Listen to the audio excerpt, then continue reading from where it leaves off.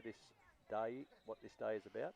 And I think that probably, Yes. hopefully, for people like you, it just helps you deal with it a little bit better. But I think there's a much better understanding of the horrific times that you were forced into. I've got to remember that there were so many people in your time were forced to go as opposed to volunteering to go, and that's an important difference. Indeed, that's something that's always niggled at me over the years, is that someone who was doing a civilian job, say working in a bank, and then dragged out of their work for 2 years in the army, I thought, and not everyone involved, but just the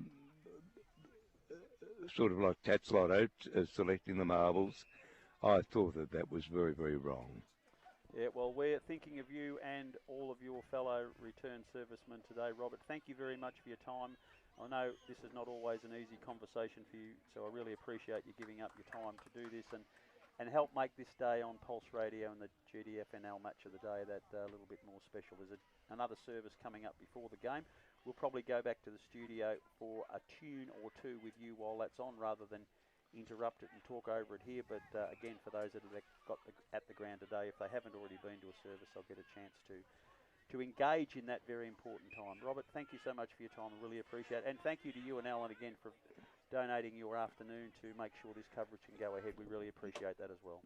Well, thanks very much for having me there, Rob, and it's my pleasure. Good on you, mate. All the best. Thanks, Sir Robert. Well, it is an important day, and it's a real privilege to be here, gentlemen, and watch this. And the two sides, Grubby, I know that you've got great respect for both of them from your Werribee days, the Bannockburn Football Club, and you have a wonderful relationship still.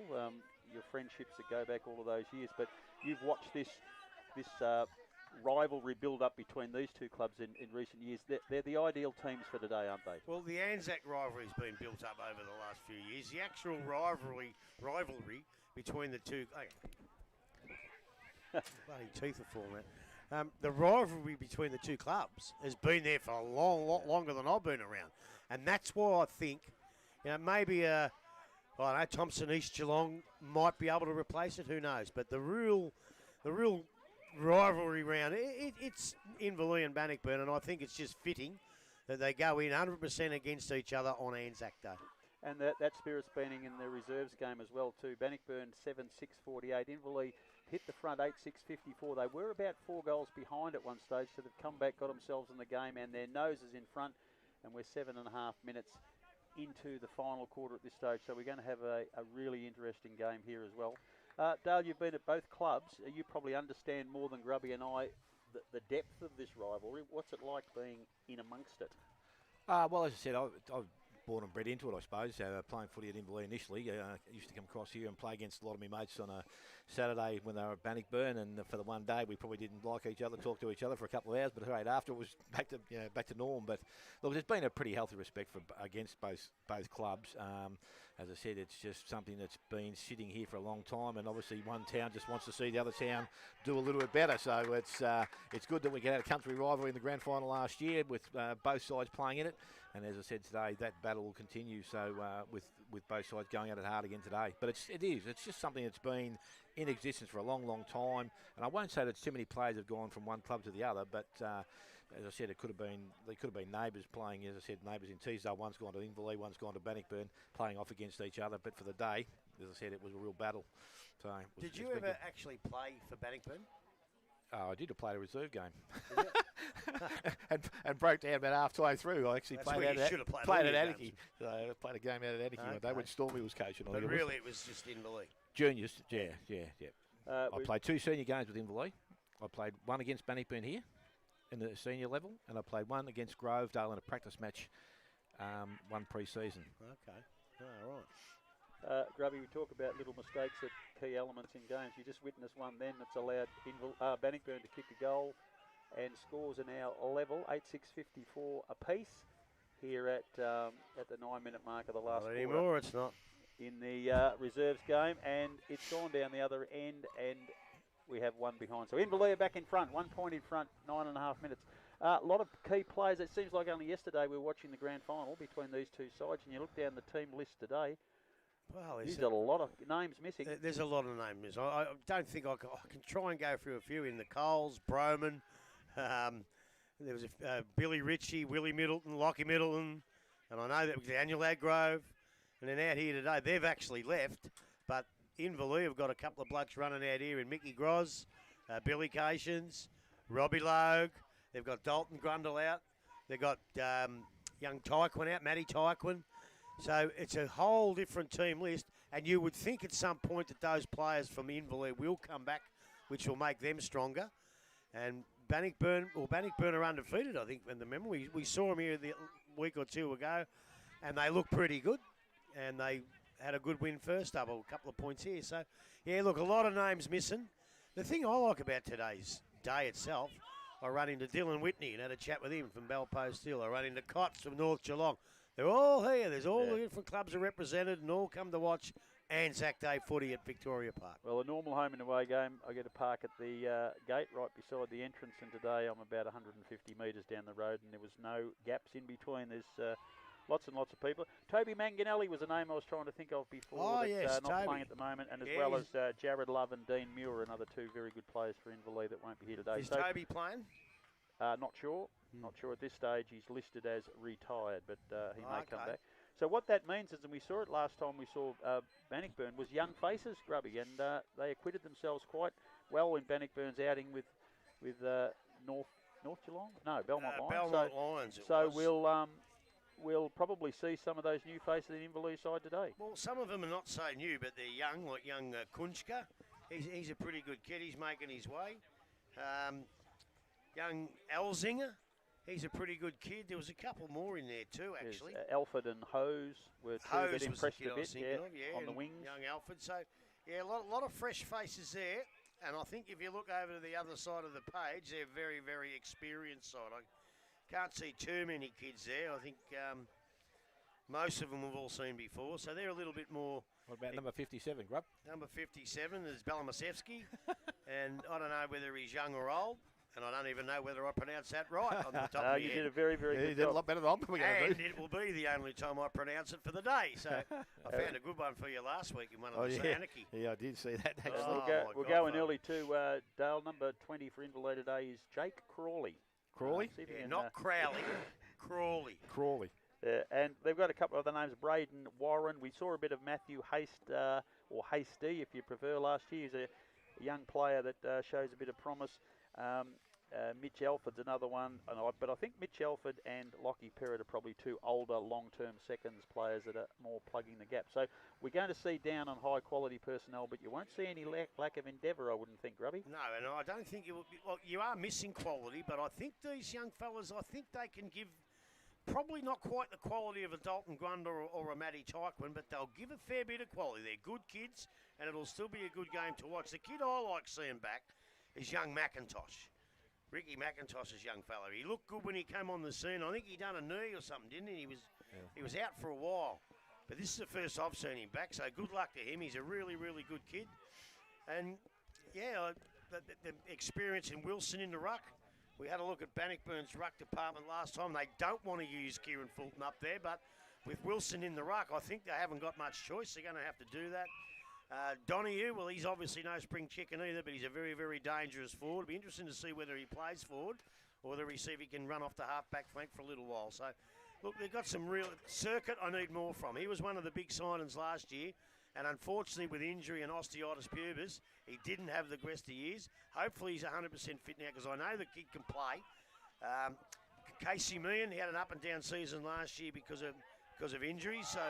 I really hope we see the best of him because he's a wonderful player. Interesting on Brad Circuit, who he was named their best player last week, but with so many of their first-up midfielders not playing, he's really had to elevate. He's the number one man now, and he clearly went well last week, being noted their best player, so hopefully we'll see him at his best today. Yeah, when they've got all those midfielders in, he plays his role, the in and under and all that sort of stuff. But maybe we'll see today, if he's the number one midfielder, we might see him run down the ground and play a bit more attacking football. You know, and get out in his own a bit. I know he's not one of those blokes that likes to get out on his own. He likes to get in and get it. But sometimes you've got to be able to do that. And if you can do that, you get right on top. Now, Dale, you would remember when you came back from your VFL career in the Oh, local you're going to say footy. Vietnam then? He looks that old. I'll but tell he's you what, I not. feel like a veteran some days when I get out of bed, I can tell you that. You could remember the fanfare around that. Well, we've got Reece Conker, former Richmond player, is listed to play his first game with Bannockburn today. A lot of talk during the off-season about that, and no doubt there'll be probably people here today just to have a look at him around. Well, he'd be naturally fit, whereas someone think. like myself probably wasn't naturally fit because he's still doing a lot of running for the Melbourne Footy Club as a runner. So I imagine he's getting a fair bit of ball use. So I think he'll just adjust himself pretty nicely to this level of football. Now, as I said, I don't know where they go with their tag on him for the day. I know he picked at half forward, whether he plays there or not, I'm not too sure. But again, that will be something that Ronnie has, I suppose, the luxury of putting him there, and if things don't go well, I can put him into the middle or even back the back line just to help out. So, look, he'll be a really handy acquisition for him. As I said, I think from all reports, he's been spending a bit of time here with some juniors, doing a bit of coaching in the off-season. So I think in that respect also, I just have another bloke, now that Jack Broman's not out on the ground, just to lead and direct. I think that'll be very, very handy for the side. So he'll be great to watch, and as I said, I'm really looking forward to him playing out here this afternoon. Now, Grubby, sometimes when a player like him isn't training with the group and he comes in fresh, it could take a while for him and the others to settle in around him. Yeah, look, it could, but I think what they'll do is play around him because he's such a good player. Smithy said he was fit, and he probably is too, but I tell you what, there's nothing like fitness when you start getting bumped and flattened and all that, because you can run and run and run, but as soon as you start copping the bumps, so he might not, you might see him go off for a bit of a spell during the game, because of because it will be a fearsome game. Don't you worry about that. And I tell you what, if I was playing, I'd be trying to flatten him fairly as usual, but you know, do all that to him, so by the end of the day he's buggered. That's the obvious way to go, because he is a class footballer. But as I say, fitness is fitness, but this is match fitness. It's a lot different. Just an update in the reservists. Bannockburn have got another goal, got their noses back in front. They're 4 points in front, coming up to the 17-minute mark of the final quarter. 9-6-60, Inverleigh 8-8-56. And Inverleigh have the ball in the middle of the ground and heading forward again. Gentlemen, this particular result, we've seen Bannockburn, they look pretty impressive last week. Inverleigh, as we said, have got a few out. They've had sort of a struggling win, if you like, against Corio, still by 20-odd points. They didn't kick straight and lost a close one to Geelong West. Interestingly, they've kicked no goals 13 in their last quarters this year. Inverleigh team sheet. They'll be wanting to correct that. No doubt there had been a bit of goal kicking practice this week. There's a bit of a distraction here. Sorry about that. No, that's all right. He gave you two, but now he wants one back. He forgot to give it to the umpires. All right. Yeah, they've kicked no goals 13 in the two last quarters in Inverleigh. There's an element of tiredness perhaps in that, but they'd be looking to correct that. Well, yeah, I'll tell you after that, because I haven't seen them at all. We know they've got a lot out. We'll see how they go, but they've had Corio play pretty well against them. And that worries me a little bit. Well, it doesn't worry me. It did the following week when Corio didn't quite play so well against Thompson. But again, they had a great effort on Saturday. Yeah. So, yeah, they're just going at the moment. And I know they need their players back. Bannockburn, well, dare I say, they haven't beaten any top sides yet. Right? And I know some people are going to say, oh, what about Werribee? Well, we don't know how Werribee's going to go. Belmont, I don't think, will make the five. So who else have they beaten? They only played 2 games.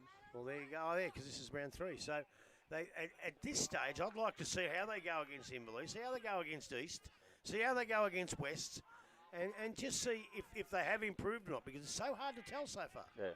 And the other thing too, Adele, in a game like this, because of the rivalry and the build-up around Anzac Day, previous form probably doesn't mean anything anyway, because we know they're all going to be at their very best. Yeah, I think both sides are in the same position. As I said, Grubb's already mentioned all the players are in and out of both sides, so it's a completely different setup to what they've seen before.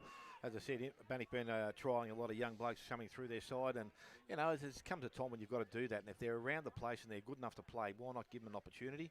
Whereas the probably a little bit more experience through the Inverleigh side, but again, you know, as I said, they haven't performed to their greatest, and you can just see, look, even probably in previous years, maybe the depth hasn't been there for both clubs, but at the moment, both sides have got some players that would be quite capable of coming back into senior footy and play at that level and might be pretty comfortable doing it. So, look, as I said, it's going to be the opportunity for these young players to excel at Bannockburn, home game, home crowd, a big crowd will be really good for them. And as I said, Inverleigh, we know they won't go down fighting because they need to start picking up their performances. As I said, you get little games along the way that like last week's game, Werribee, that's a massive, 4-point win for them. Today's another one for both sides here this afternoon. Coach question for you, Grubby. It comes up every time we see Bannockburn play. Poodle Wilson in really good form. Kieran Fulton, we know, will match him, but will they prefer to have him playing in the goal square? I know Ronnie wants to. He wants to have Fulton back down in the forward. And just before I answer that, I just reiterate what you said. This is the best standards reserves game I've seen so far this year, by a mile, so that helps the depth. But I think he's going to be forced into playing Kieran in the ruck. Who went in last week? Will you look through While you're looking, Grubby, Inverleigh kicked a late goal and snuck over the line to win. 9-8-62 defeated Bannockburn, 9-6-60. And they're having a shot now too, Rob, so... and that's another goal then to finish it off. So another goal, so an 8-point after the siren win to Inverleigh. So the Hawks have struck the first blow on Anzac Day here at Bannockburn. We await the big game coming up. Shortly. Grub, you found the ruckman? Hetherington went in there, but I don't think they want him in there either. He shows a lot of potential, that kid Hetherington, and he can play up forward and he can play down back. So, I'd love to see him go from forward to back, but I just don't know whether I'd like to see him go in the ruck. But I can't see anybody else in there. So there's no doubt that Kieran Fulton will have to play in the ruck.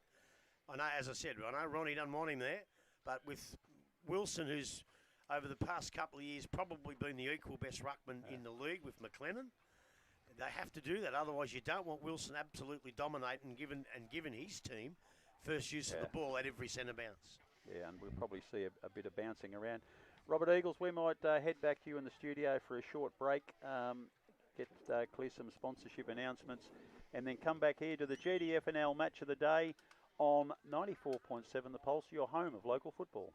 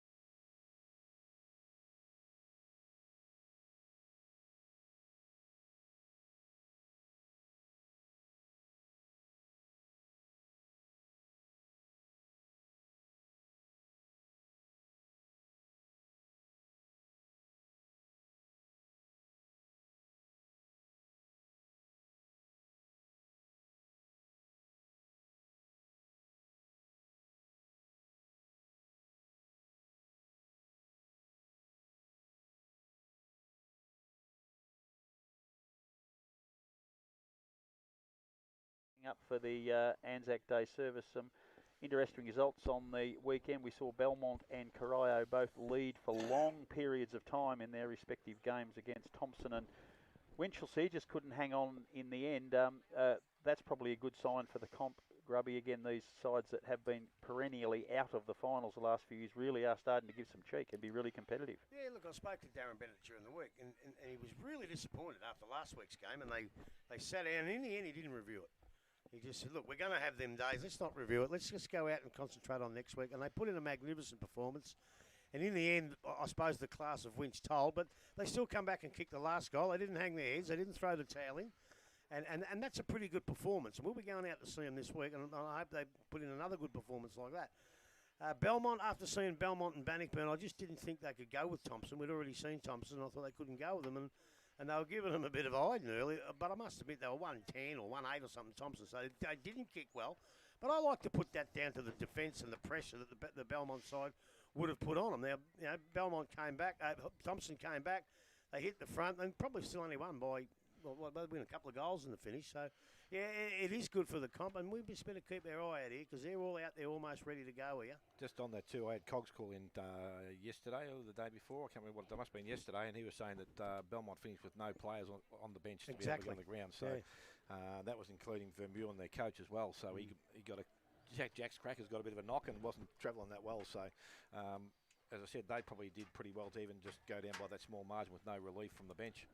Yeah, well, they are getting ready for the service, and it's a spectacular sight. We've got netballers and footballers from both sides, first 18, second 18, all the netballs, umpires, trainers, coaches, all lined up, some officials from the GDFNL. It is quite a spectacular sight at here at Bannockburn for the Anzac Day service.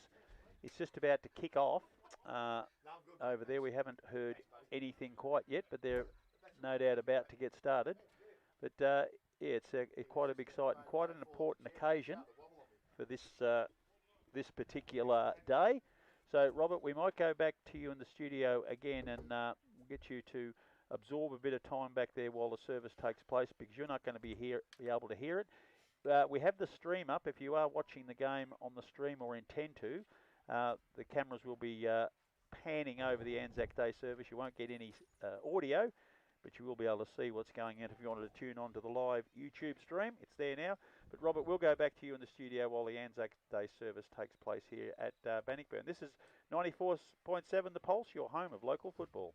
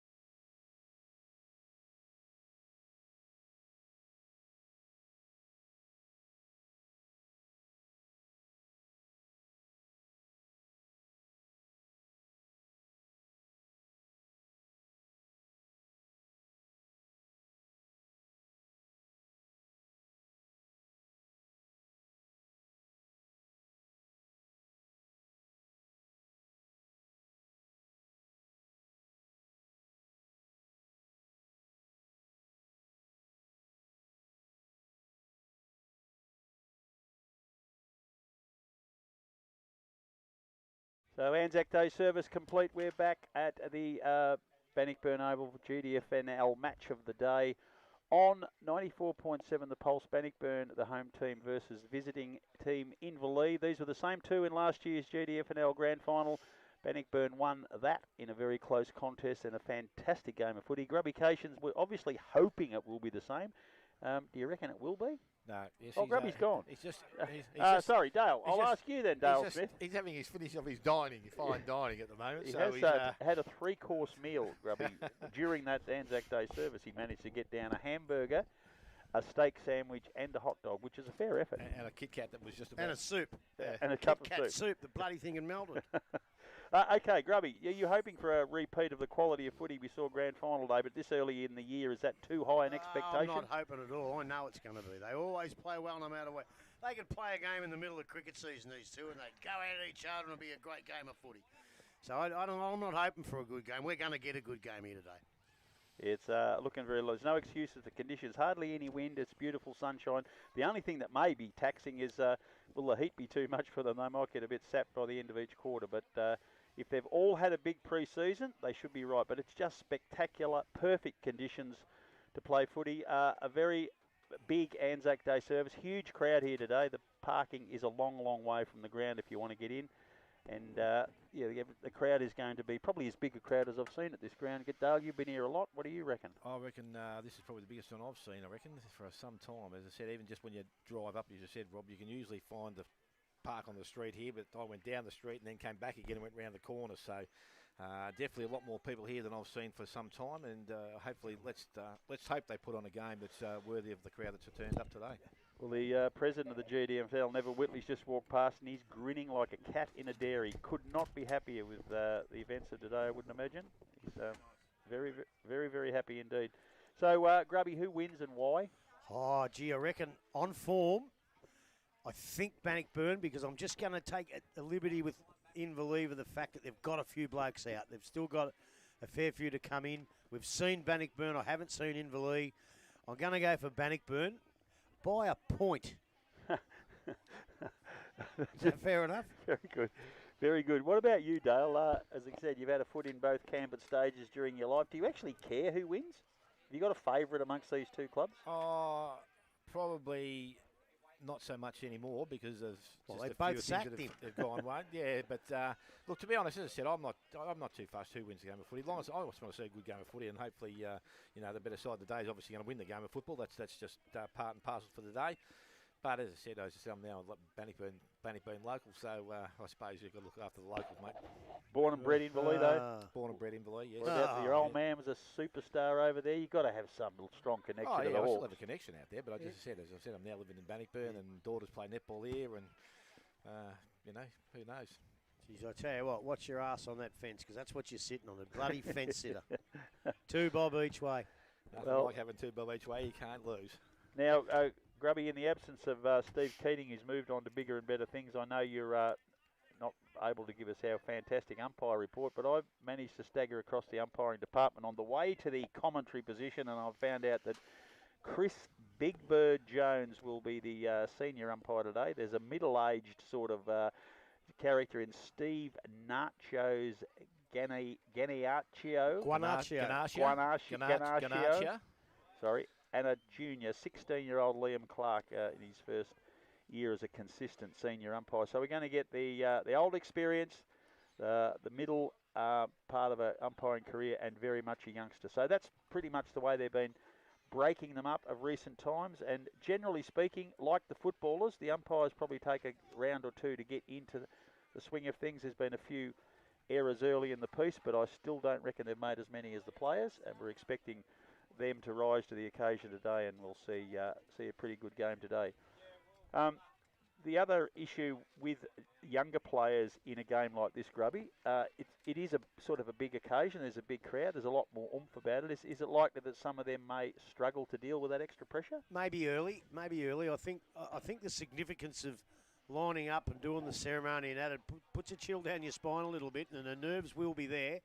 And maybe Inverleigh may be able to get off to a better start because they've had quite a lot of players that have played quite a lot of Anzac Day games, and that can be a factor. Don't worry about that. But that might be countered by the youthful exuberance in the last quarter when you've got a lot of young players still running on top of the ground. So, I hope it's a thriller. It's two great sides, two great clubs, I must admit. And I just love being No, it's very, very good indeed. We're not far away from a start now. Captains are in the middle. They've just tossed Tristan Battaglia from Bannockburn has won the toss, and he's kicking to the northern end of the ground. Battaglia. I'm saying Battaglia as well. You don't pronounce the G's in Italian. Don't you? It's Battaglia. Well, you tell me what you like. I'm calling him. One of my good mates, Dominic Battaglia, he always told me it's Battaglia. Okay, well, I'm going to try Battaglia, and I'll probably forget it on a few occasions, but... as long as you don't call out Tyquin, because he's the biggest pest. Go away, will you? Tristan Battaglia has won the toss for Bannockburn. They will kick to the northern end of the ground. There's no wind advantage, nothing. He could have done, wouldn't have mattered which end he went to. It's not going to make any difference today. And the Inverleigh team just getting their last instructions from their captain, Jack Filet, actually. He's giving the group a bit of a talking to, even though we know that the coach of the club, Adam Donoghue, is somewhere in amongst that huddle. But a very animated Jack Filet is speaking to the group. Which way did he kick? He's Bannockburn to your left. And you don't reckon that makes any difference? Not really. Oh, I reckon it makes a lot of difference. Yeah, what's going to be the advantage that way? Real close game. You're coming home with that big crowd of Bannockburn blokes. That's got to lift you. That's why he's kicked that way. You're right weather-wise, but he's going to come home with not with the wind, but he's going to come home with a crowd in the last quarter. The roar of the crowd.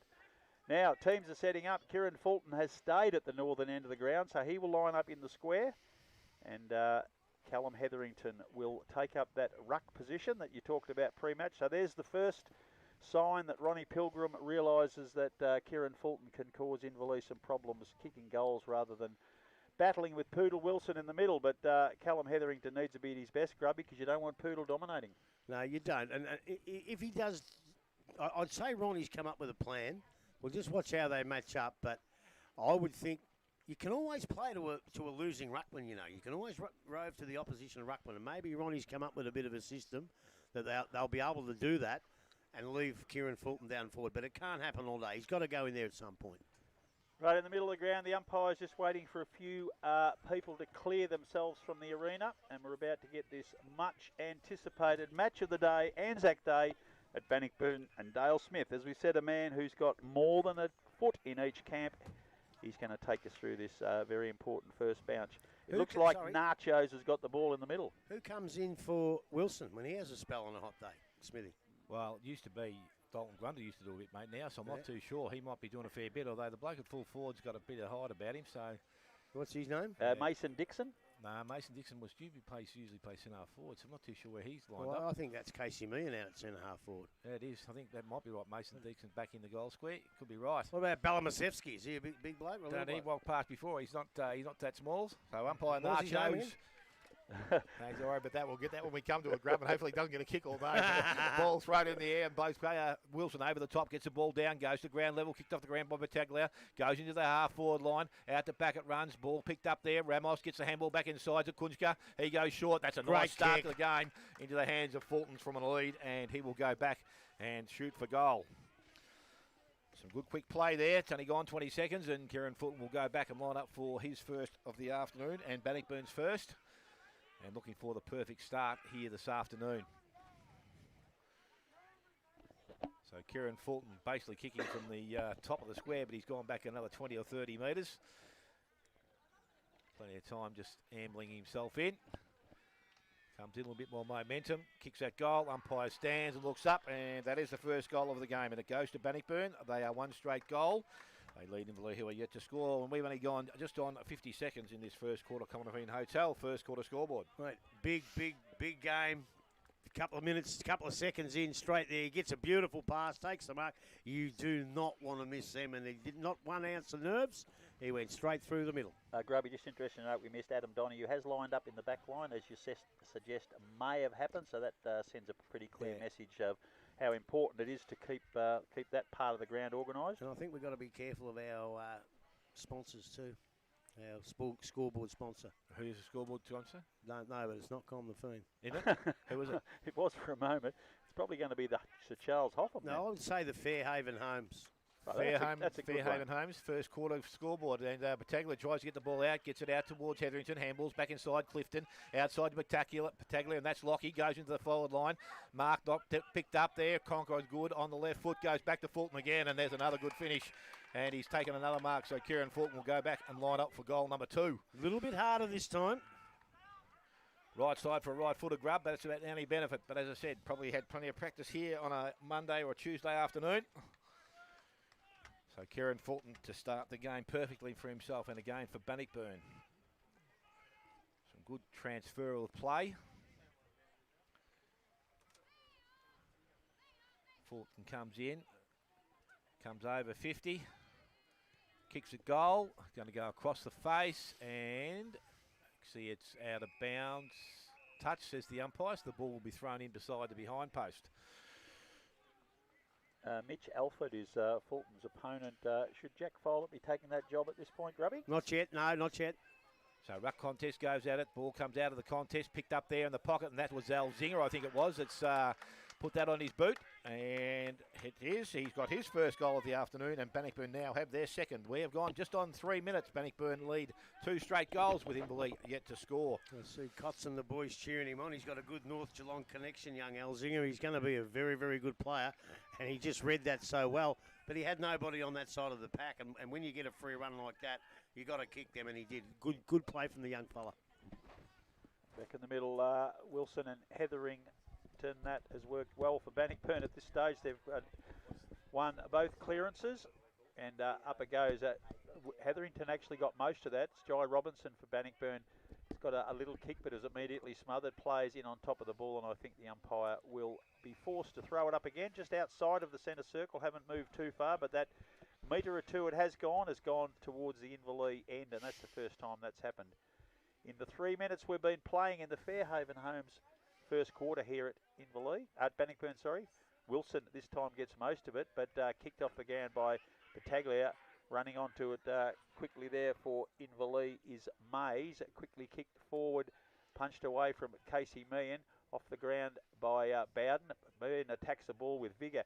Hand pass comes over the back, but Clifton intercepts for Bannockburn. And once again, that precise footwork has found Lockie Battaglia on the centre wing. He kicks forward, and Hetherington has run forward of Wilson and has been able to take a mark, and he's found Juanita Ramos on the lead on half forward. He's kicked a horrible choppy kick into the forward line, aiming for but not finding Fulton. Jack Follett gets a hand pass under great pressure. He can't get away. Desperate defence. Donahue for Bannockburn gets the ball quickly across. Kick forward by the Bannockburn. It's Crawley there from Inverleigh down forward, and it's come across the boundary line right in front of our commentary box here, and we'll have a boundary throw in. I think the first of the afternoon. Players all set up here. Ball being thrown in. Wilson and Hetherington again. Wilson gets a very clear knock, but his players weren't running to that position. It's Bannockburn who've got it, but Inverleigh have picked up a crumb. Jared Young is the recipient of a handball. The ball's been pushed into the 50-metre mark, but Bath for Bannockburn clears. Poodle Wilson gets a horrible bounce. He can't quite trap the ball. Ball's come through to Ramos. He gets it out to Henderson. Henderson kicks looking for Fulton, but it's gone over his head, and his opponent Alford has taken the mark for Bannockburn. Just on the end of the square, he's kicked looking for O'Keefe, punched away from him by Kunchka near the boundary line. O'Keefe picks up again. He can't break clear. It's Kunchka who gets the handball, but he's been tackled over the line. Right in front of the scoreboard here. 5 minutes gone in the first quarter. It's the Fairhaven Homes first quarter. Bannockburn 2 straight goals. Inverleigh yet to score. Grab the last game, but young Bailey Elford, did he play? Yes. It looks all right, just Yes, a little bits I and think, pieces yeah. he's done out here already. So Yeah. ball back from the contest, goes towards Henderson, tries to force his way through, able to get boot to ball, runs back towards Circuit, good clean pick up, handle wasn't that good, Henderson back on the boot, goes back into the forward line, Fulton with the mark over the top, couldn't take it, ball hits the ground, Alzinger once again, time to steady, looks up, and that's a nice polished finish from the young footballer. He has got his second goal of the afternoon, and Bannockburn have their third. They are 3 straight goals. They lead Inverleigh, who are yet to score. We have gone just over 6 minutes. Fairhaven Homes first quarter scoreboard. I just like the way, when you get a kid who's only played a handful of games and it's a pressure game and the ball bounces, he picks it up. Sometimes they stutter and fumble. That was all class. He just went round and went, I got plenty of time here, bang. and put it straight through the middle. He had poise, he had class, and I think he's going to be a really good player, Smithy. Looks at Grub. They've got some good young kids there. As I said, just to see the way they move through the game. And ball now back with the umpire in the middle of the ground again. This time Wilson up over the top. Circuit had his hand on the ball. Robinson took it out of his hands. Blaine now back in the third square, and it's going to be a ball up. Umpire in very quickly there. Will take possession still in the centre circle. Another throw up in that position with Wilson doing work against Cal Hetherington. So ball up, umpire throws that nice throw up there too by the young fella. Circuit out of the contest, goes back to the half forward line, Clifton against McIntosh. Ball comes out, picked up there. Peters looks one way, goes back the other side, has a player out there by himself, and that's that young kid Bailey again, Bailey Elford. He goes over the top, good kick out in front of Hetherington. Wilson's there, good spoil from behind, knocks it back towards the boundary line. It will go over, throw in to take place, far side of the ground from where we sit. Bailey Elford is Bailey Dale. Yeah, I think it's Cale. Bailey. Grandson of former Bannockburn coach Jimmy Elford is Bailey. There you go. Jimmy Elford. He coached North Geelong as well at some point. He did. Yeah. And Corio Reserves to a premiership. Yeah, he was here last week, actually. Yes, he was indeed. So the ball thrown back in by the umpire once again. Wilson out the back, gets the ball back towards the front of the contest. Mays leads in the race for the ball, but unfortunately boundary line appears. Goes back over, so we'll have another throw in to take place far side again.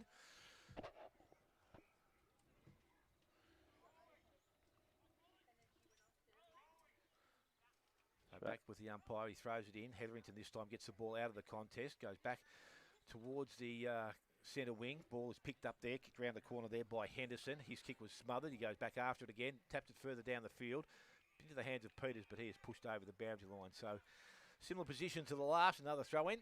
Rob, let's see if you can move it on from there. Yeah, definitely. It's gone, tightened up, and I suppose that's the way Inverleigh would want it after conceding the first 3 goals of the game inside 8 minutes. Wilson and Hetherington. Wilson over the top into space, but no clear run for Inverleigh. There's been a push in the back, and they will receive that free kick. Ball's been kicked quickly forward, looking for Casey Meehan over his head, but picking up the crumb quickly is Warren. That's a name we haven't heard of. Braden Warren, new player into the Inverleigh side. He couldn't break clear, and there's been another ball up. This time down favours Bannockburn, but they're tackled immediately, can't get away. Inverleigh pick up a crumb. They're immediately tackled, and we'll have another ball up. About 40 metres out from Inverleigh's goal on a 45-degree angle. This is their first real chance to set up some scoring opportunity, but Jai Robinson for Bannockburn picks up a crumb, quickly kicks it out, but coming through to take a mark for Bannockburn is Crawley. He kicks back to true centre half forward. He'll be looking for Meehan or Dixon as the umpire's blown the whistle, and he's found a free kick. It's gone to Bannockburn. Dixon went up too early, and coming through to take the free right kick in the middle of the back, right? is Spiller, who was judged best on the ground the last time we saw these Bannockburn play. Quick kick into the pocket finds Jai Robinson. He goes further up the ground, and we're somewhat obscured at this particular stage. But it's gone further up the ground, taking the mark now and quickly coming forward. Kunchka picks up the ball on the rebound, comes across to Hose, a neat little pass from him to Ramos, just lands at his feet, can't get away. Crawley's tackled immediately when he picks up the loose ball. It comes out now. The umpire has blown the whistle and said there was a free kick, and it was a push in the back to Crawley after he handballed the ball away, and his short pass now goes into centre half forward. Coming through, Jared Young, recipient of a handball. He kicks out into the hot spot, coming out and taking a mark for the Inverleigh side. Is that Circuit resting in the forward line? I reckon it looks like Paddy Burke, I reckon. Yeah, you might be right. The little Willoughby-Wisp half forward, Paddy Burke, who had a really big year last year for the Hawks. Kicked a lot of goals in a patch through July and August. Now he's lining up for goal, only 25 metres out, almost directly in front. That's the first goal for the Hawks for the afternoon. To Burke, their 1 straight goal. Bannockburn are 3 straight goals with 10.5 minutes into the Fairhaven Homes first quarter. Well, they got blitzed in the first 5, 6, 7 minutes, and they really, as you called it, they never even got it past the centre line except for about half a metre. But they've just settled down a little bit. Their play's a bit better. They got a nice couple of free kicks, which I thought they were there. I don't know what you're talking about, Smithy. But, Burke's come out taking a good mark. And again, like the first one that Kieran Fulton kicked, that was one that he just had to kick, and he put it straight through the middle. So it's Hammond doing the ruck work now against Warren in the middle of the ground. Ball thrown up now by the umpire. both players. Warren gets the ball down, goes back towards centre wing, leading the race for the ball. Young, he picks the ball up, but it's actually Robertson emerges with it, goes back into the half-forward line. Filer picks the ball up, or had the mark and lost it. Goes out towards Ramos, over the top. Elzinger actually didn't even try and take possession, but sits over the top. How will the umpire see it? Yeah, holding the ball, I think. I think so, even though he's got it there. That's good. No, I'll go with that. He dragged it in a bit, yeah. So Templeton now with the ball, back pocket. Player outside's Lock Perrott, but decides to go short to the boundary line. Gerard leaves up, bounces off his chest, goes back and collects it again. Look for the handball, went back on the left foot, got the handball back outside this time. Perrott from the half-back line goes long down the boundary line, back towards Spiller, gets over the top, leading in the race for the ball. Spiller will get back there first, pick the handball up, got the handball inside, got the 1-2. They're going to put themselves into trouble. Will they get out of it? No, they won't. Umpire says that the umpire, the release of the ball was okay. Ball over the boundary line, so we'll have a throw in far side. Well, he gave him plenty of time, and he got rid of it just in the nick of time. He holds on it to another second and a half, and the umpire would have called holding the ball. So I'll go with that too. That's a pretty good decision. Give them all a chance to get rid of the ball. So Warren and Hammond again now doing the ruck work as the two Hetheringtons push forward. Another marking option down there. Ball thrown in quickly. Goes to the front. Again picked up there by O'Keefe. He goes back into their half-forward line. Ball out the back, reaching over the top with Spiller, interfered with Meehan in front, and so he will go back now. And he will have a shot for goal. So Casey Meehan from about 45. Usually a reliable kick at goal.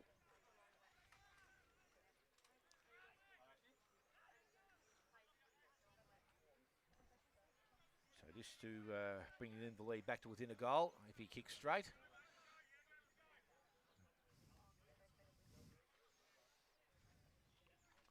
Long kick towards goal, got the distance, accuracy is not quite there, through for a minor score. So Inverleigh now to 1-1. They trail Bannockburn 3 straight goals. We've gone just on 13.5 minutes, Fairhaven Home's first quarter scoreboard. Bowden kicks out of the goal square for Bannockburn, across into the back pocket. Spiller takes the mark, plays on now, a long, low drop punt kick all the way down to centre wing. No one can take the mark. The ball wobbles out the back of the pack.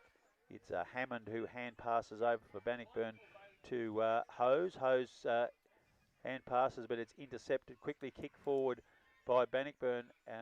Big pack forms. Dixon comes out, tries to get the ball away, but Bannockburn pick up the crumb there. Quickly kick it out forward. Running onto the ball very quickly is Haste. He kicks forward and finds Finn O'Keefe. A long, low drop punt from O'Keefe. He spotted a player in the forward line. That's very good defensive work there by little Jai Robinson, who got up from the side and managed to make the spoil without interfering, and that was a pretty darn good effort on his part. So ball's cross into the back pocket. Now Alford comes out, kicks around that wing for Bannockburn.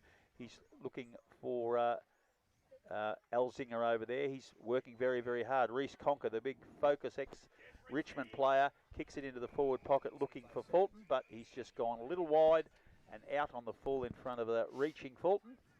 And Inverleigh have won the kick back through Alford. He's already conceded a couple of marks, but they were chest marks on the lead, which no decent fullback is ever likely to stop. Templeton is tackled immediately. Comes out of his hands and over the boundary line. Just near the 50-metre arc, far side of the ground. Bannockburn in attack. They lead 3 goals, 18. Inverleigh 1-2-8. And we're nearly 15 minutes into the Fairhaven Homes first quarter here at Bannockburn. Hammond, gets it over the back of the pack, but coming through for Inverleigh. There is Mays. He kicks long and finds Meehan taking a chest mark. Quickly wheels around on the left. A low stabbing drop punt pass into and finds the chest of Dixon leading out from full forward. And he's going to line up for Inverleigh's second goal of the afternoon. The last time we saw Mason Dixon, he had a lot of puppy fat, Grubby, but he shed a lot of weight and looks a much more compact player. He does, and of course the last couple of times we saw him before he got injured, Smithy, his marking and that were fantastic, but his kicking for goal was deplorable. So let's just see if he's improved and he's worked on that, eh? So Dixon lining up now. He's a bit tighter than 45 degrees. And he's going to kick from about 37 metres. It comes off the boot. Looks like a pretty traditional drop punt, but it's gone a long, long way across and just scrapes in for a behind to the right-hand side. So Inverleigh go to 1-3-9. Bannockburn 3 straight 18, 16 minutes gone. Fairhaven Homes first quarter. Clifton again, lovely little pass. Comes forward there and finds Bowden. Bowden kicks across into the opposite pocket. Finds Perkins. Perkins finds Battaglia. This is Lachlan, sorry. He kicks it back. And this time Bowden again takes the mark. A long kick from him and Connor Jerby's first touch for the afternoon. A very good mark on the half-back flank for Bannockburn. He looked to quickly play on another beautiful looking drop punt, but Adam Donny gets first hand on it. Can't hold it though. Coming away from the pack, another poor kick towards Fulton there by Conker, I think it was, over the back of the pack. And it's Filet who cleans up for Inverleigh and finds a teammate, Crawley, on the half-back flank, far side of the ground. Crawley comes back into the middle, a bit of risk. It needs to get there quickly. It's over the back of the pack, and that opens it up for Bannockburn. And that opens up a goal as Tristan Battaglia kicks long and straight from centre half forward.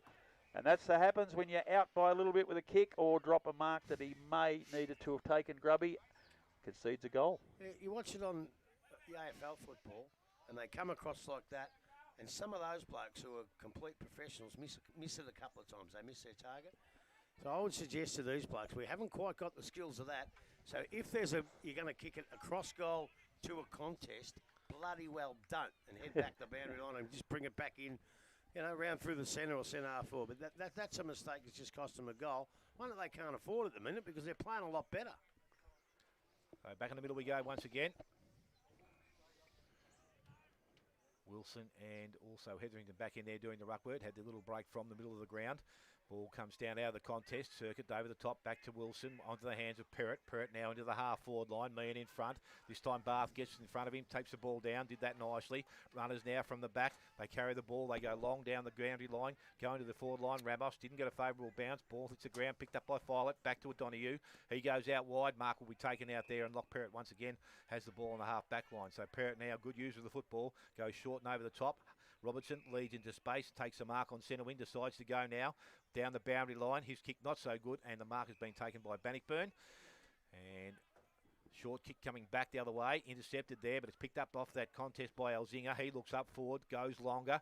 Ramos out the back, has Crawley, but ball gets out the back now, picked up, goes towards the hands, and it ends up with Ramos, who kicks round the body, goes across the face, and out of bounds. So we'll have a throw in beside the behind post, forward pocket, Bannockburn's attacking end. That's strength of Fulton on show there, Grubby, the way he brushed off his opponent to win the ball and get that hand pass out to Ramos. He is a big, strong beast. He still managed the handball. It probably should have been a goal. So out of the ruck contest, ball comes to ground. Runs back towards the goal square, picked up by Donoghue, puts boot to ball, takes it back outside 50, going back with the flight is Jervis, doesn't take the mark, pick up out there by O'Keefe, runs, carries the ball and kicks long, back into their forward line, coming up, Dixon takes the mark, and again in range, decides to swing and go this time, and go quickly, long to the goal square, Perkins is back there, got the spoil on, ball comes back to the ground, kept his feet, did that nicely, but the ball will be pushed through for a minus score. So Inverleigh now to 1-4. They trail Bannockburn to a 4-goal straight.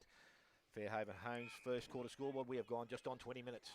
So it's Bowden for Bannockburn, who takes the mark, gets it across to Tristan Battaglia. He kicks into the middle of the ground over the head of his brother, bursting through his Filet. He hand passes quickly to release his teammate there in Balamasevsky. He gets into the forward pocket. Great hand pass by Perkins for Bannockburn. Gets it to Clifton, and the sure-footed Clifton finds Bath in the goal square. A bit of a risk, but he managed to pull it off perfectly. Bath kicks down to centre wing. Donoghue over the back, punches the ball away. Hand pass inside. Donoghue cleverly across to Jared Young. And Jared Young's short pass to O'Keefe. He's forced to kick quickly because he had to, the ball was touched. And his left foot pass has landed in the arms of Mason Dixon. Took a strong enough mark with some pressure right at the end of the goal square. You kick directly in front from about 13 metres out. Yeah, well, don't put your glasses down just yet. No, we've already mentioned kicking of these, Dixon. The other one was a fair way out, but these ones he was missing at that day at Inverleigh from close in, and it really cost him. So don't lean back on the kick, son. Just put your foot right through it as if you're 40, 50 metres out. And he didn't follow instructions, no, he did got manage it anyway. to get it through. Don't listen to Grubby and you'll go all right. So that's a goal to Dixon, his first for the afternoon. More importantly, Inverleigh's third, 3-4-22. Bannockburn 4 straight goals, 24. We're nearly 21 minutes into the That's better. 2-4. I thought that was a bit odd. 2-4-16. Bannockburn 4-straight goal. 21 minutes into the Fairhaven Homes first quarter. Yeah, when I say before about the skills and that, there are exceptions, and Lewis Clifton is one of those exceptions, and he got away with that. But I'm just glad to see Mason Dixon get one on the board and build his confidence up a bit. So ball back in the middle of the ground. Both ruckmen go at it this time. Come back to their feet. Circuits over the top of it. He's trying to win the ball out of there, but it's not coming out. Being held up inside. Umpire circles, and he says it's holding the ball. I don't know whether they've got much chance of getting it out of that. No, I reckon anyway. Nachos has got one wrong. There you go. And that was it. The ball went to ground. He was on top of it, but from what I saw, he did not drag it in. So it's Tristan Battaglia now with the ball. He's going to be asked to play on by the umpire. He goes out wide. Kunchka's out in front, up in front, and got pretty tall lad. He takes a good mark, goes quickly back into their forward line, and that's a good kick also into the hands of the leading player in Fulton, and he will go back and have another shot at goal. 22 minutes up, Grubby. Must be nearly siren time. It is if it was Bell Post Hill last Saturday.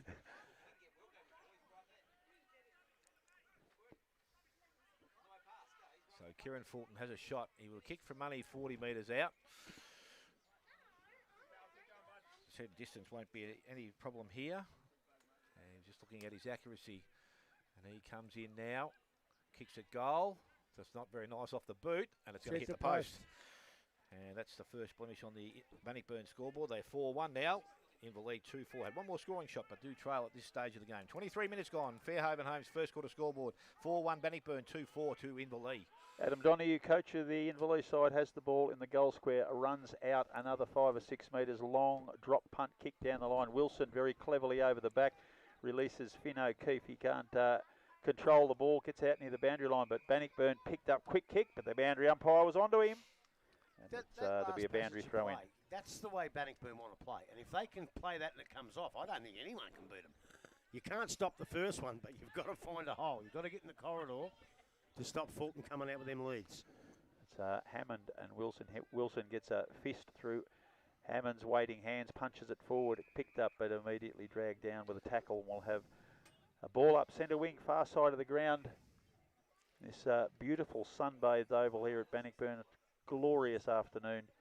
Wilson over the top, wins that ball, but he gets it straight to a Bannockburn opponent. He hasn't been very precise with his ruck work today. Quick kick away for Mays. It goes out towards the boundary line and runs over the line in front of Braden Warren.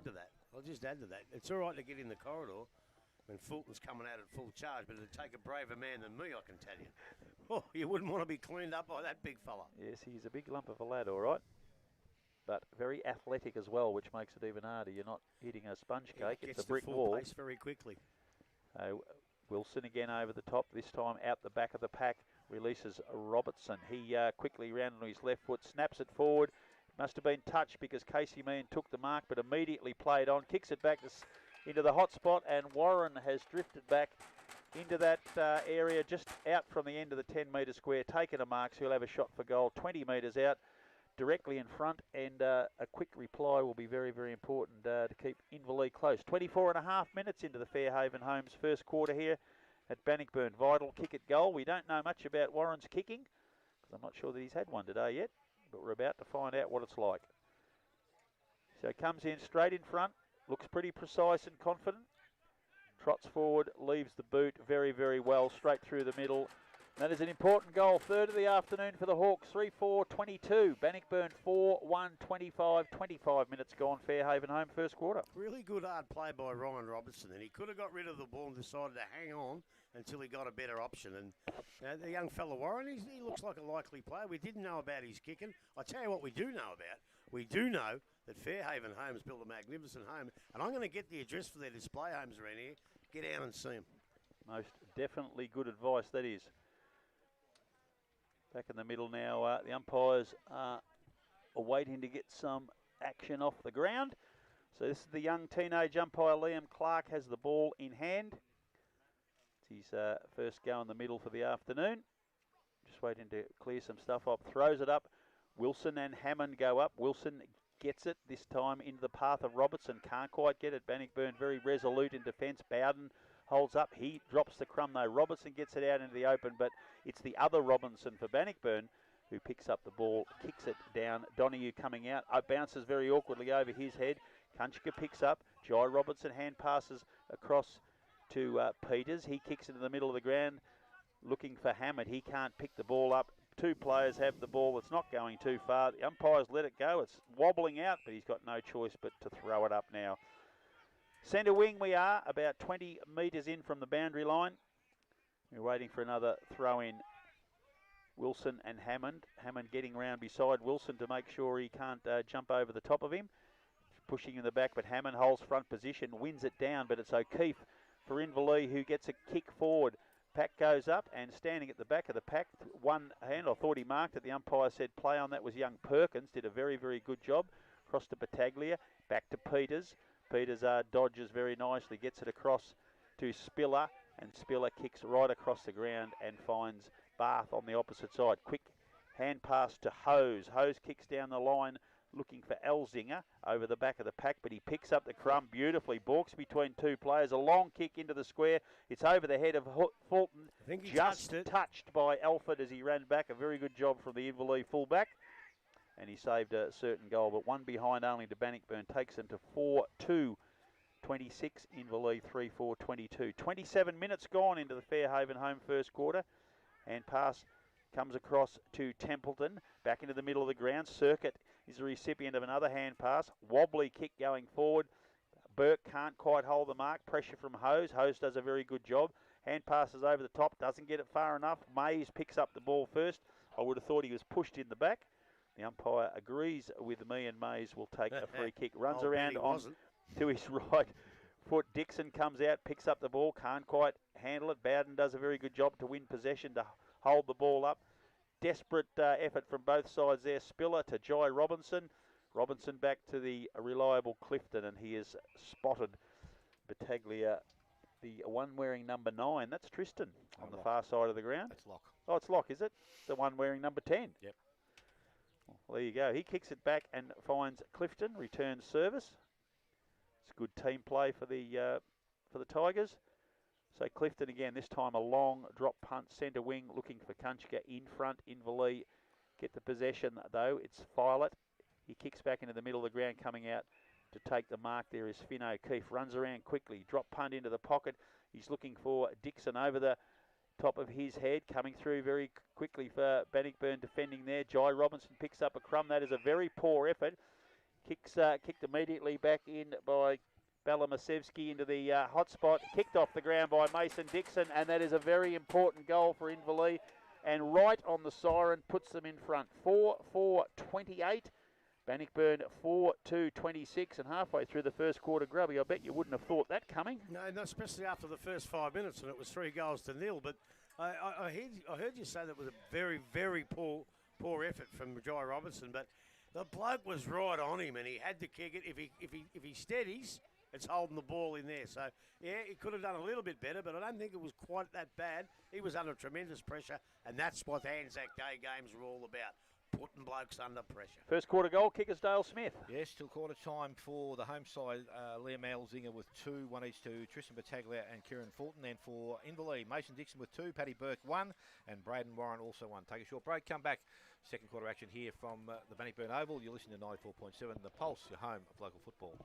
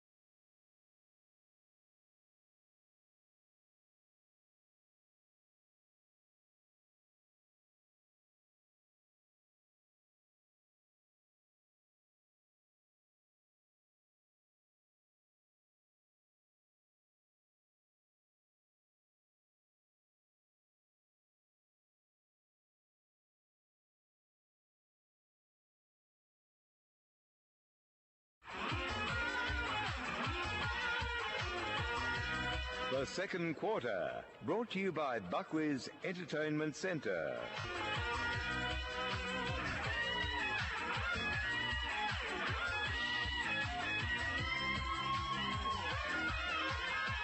This is the GDFNL Anzac Day match from Bannockburn. Bannockburn 4-2-26 at quarter time, Inverleigh 4-4-28. We were looking forward to a big, exciting, entertaining game. Grubby, it hasn't let us down. That was the best quarter of football I've seen this year. We've seen some good quarters. We've seen some pretty reasonable games. But number one, it was the best quarter of football I've seen. And number two, it was the best umpiring I've seen for the year. And you told us we had the really good umpires, and they're doing a terrific job too. Bannockburn away to a great start, and all of a sudden you thought, oh no, we could be in for a public flogging here. But, gee, they fought back. They didn't look quite as quick and as skillful as Bannockburn, but they worked really, really hard. And their forwards are causing a problem up there. Dixon's taken a couple of good marks. Casey Meehan's taken one or two. And if they can get on top, they'll keep Inverleigh right in this game. I thought for Bannockburn, the Bannockburn Robinson was pretty good. Clifton, as always, he gets an avenue out of attack with his good kicking. I'm going to put both Battaglias in. I think I did this last week. I'll give one a vote, and they had 10 possessions each. I thought one had 20, but we'll go with them at the moment. I like Hammond getting in there and that. He's only a new bloke. He's a big lump of a lad, so we'll throw him in a mention.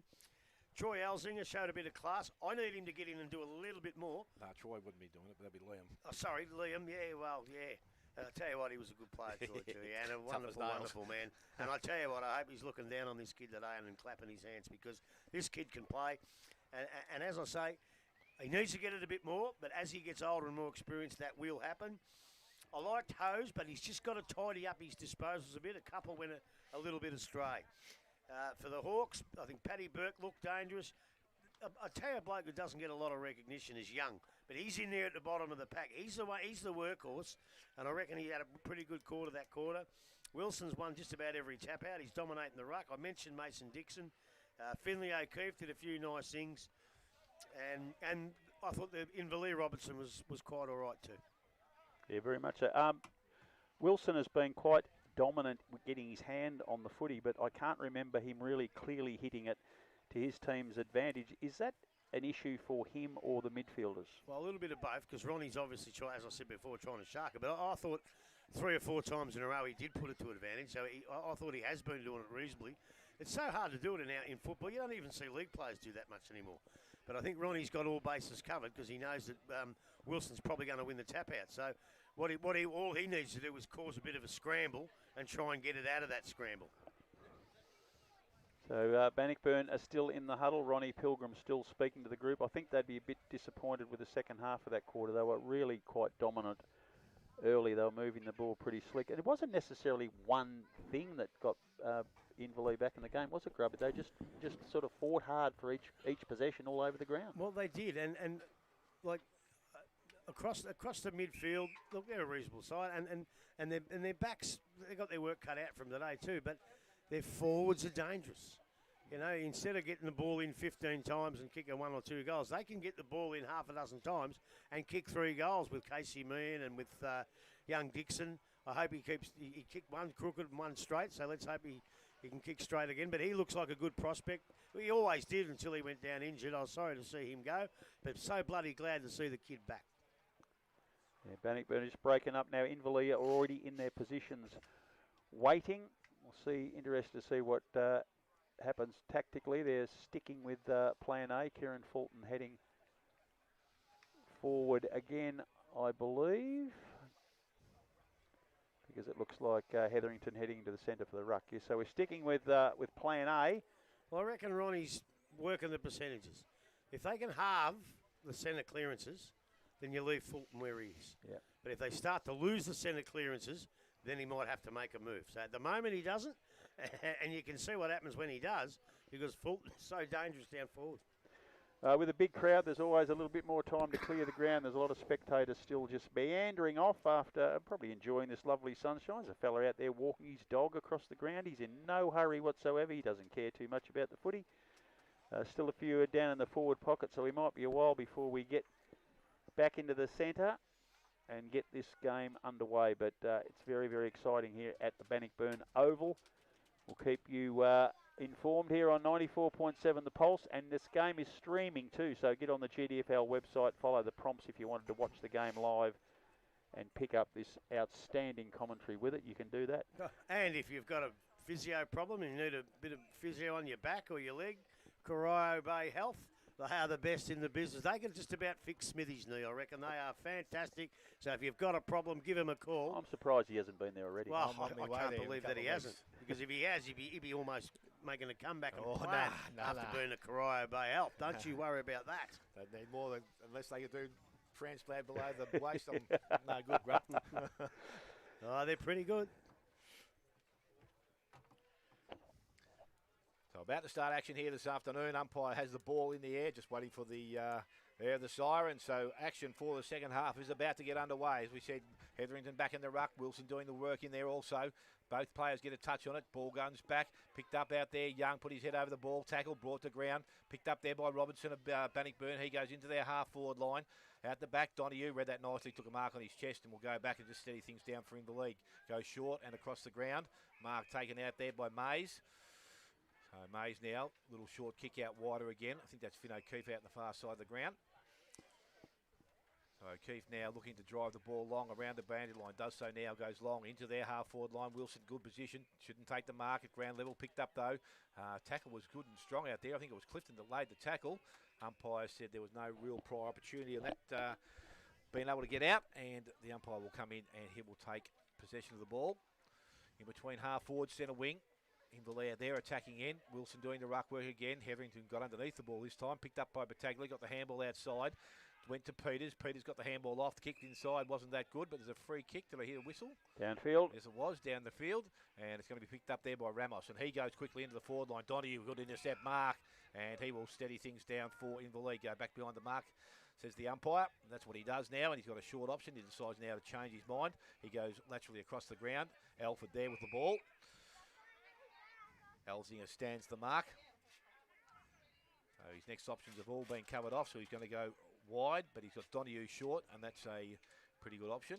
Over the top, he's got Condi, but he decides not to go there just yet. Condi's made better spot for him now, and he goes short to Condi. He can run and play on now, does so. Little short kick out wide, so they've had 4 or 5 possessions. Now they've got the run from the behind. Donahue picks the ball up. Then he ran into a teammate there, but he got the kick on the ball. Goes back into the half-forward line. Mark not taken, picked up there by Mays. He's tackled, brought to ground. Goes to McIntosh, got the handball outside to O'Keefe. Kicks around the body, goes into the forward pocket. Good ball from behind. Ball comes out the front. Clifton's there, got the handball out wide. Again, some numbers out there, but I think it was Paddy Burke that had first hand on the ball. Goes back, Burke now tries to get himself out of the contest. Couldn't do so. Ball continues to run to the boundary line and over. We're going to have a throw in which will take place. Forward pocket area. Again, Inverleigh strongly into their attacking zone. Looks like Spiller's doing the ruck work. He will go up against Warren. So both ruckman just sitting back behind the play. Warren taps the ball over the top into the hands there. It goes to Peters. Little barrel out of the defence. Goes towards Ramos. Mark not taken. Picked up by Condi. Handballs up over the top. Goes to Wilson. Wilson on the right boot. Goes back into their half-forward line.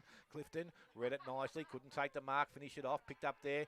And ball goes back from Warren. Goes out wide. They win the ball back inside. They're just a bit of aerial ping-pong out there at the moment. Ball not being cleared. So Clifton puts the boot to ball. Goes out to the half-back line. Picked up by Battaglia. Tackled by Robinson. Ball comes out. Gained back at ground level. Umpire this time will come in as players converge on the ball. We will have a ball up inside their forward 50. So we've gone just over 3 minutes in this Buckley's Entertainment second quarter scoreboard, and we have not had any change to the quarter time score. Tell you what, it was tough and hard in there, though. And tough on the commentator, and Dale Smith did a fantastic job to clearly call all of that action. Hetherington is whacked out of the way by O'Keefe. Very strong play. Coming through hard is Perrott. He gets it across to Robertson for Inverleigh. Kicks forward, lands at Dixon's feet. He can't quick it up. A hand pass by Burke out into space, but first one there is Hose for Bannockburn. He gets a long clearing kick down the line, looking for teammate, and he finds him. That's Jervis there, marks on centre wing. Neat little pass from him going forward, looking for Fulton over his head. Alpha gets a bit of a hand on it. Perrott does a very good job. Hand passing back to Templeton. Templeton finds Hasty centre wing. So they're mounting something else there. Short kick from Hasty down the line, and he finds Bile. And Bile for Inverleigh now a long kick into the hot spot. It wasn't necessarily aimed for there, but I don't think it was very wobbly. But Mason Dixon has come out and taken another mark leading forward. And this will be a test to see if kicking coach Grubby Patience can help him through this one, because this is where he needs the most help. He's going to kick from about 38 metres out on a 45-degree angle, and when we saw him last, these were the testing ones. Well, these are the ones where he can make the distance. So he doesn't have to kick it harder, he doesn't have to lean back, just go through your normal kicking action. You know, he's fine till now. So Dixon now coming forward, leaves the boot. It's spinning like a drop punt, but this time it's gone to the left and it's been marked in the back pocket. But did he lay back, Smith? Did you think he lay back on the kick just a little? Yeah, he looked a bit like it come contact. He makes good contact with the ball. Yeah, but once you lay back, you put the ball higher than you want to go. So Bannockburn now, long kick down the line. Wilson punches clear. The ball comes over the back of the pack there. Hand pass quickly coming through, picking up the ball. Hetherington. Battaglia gets the ball. Tackled immediately is Belamasevsky. That's what I like. As soon as he yeah, tackles, bang, umpire's in. No mucking around on the ground. Bang, ball it up. Good job stuff by Big Bird Jones there, umpiring today. Wilson and Hetherington. Wilson gets a handle it out into the path of Circuit. He can't get clear. The umpires said that he was held without it. Vantages the call. O'Keefe picks up the crumb, kicks long, looking for Dixon. He's out in front, can't hold the mark. Hose crumbs beautifully for Bannockburn.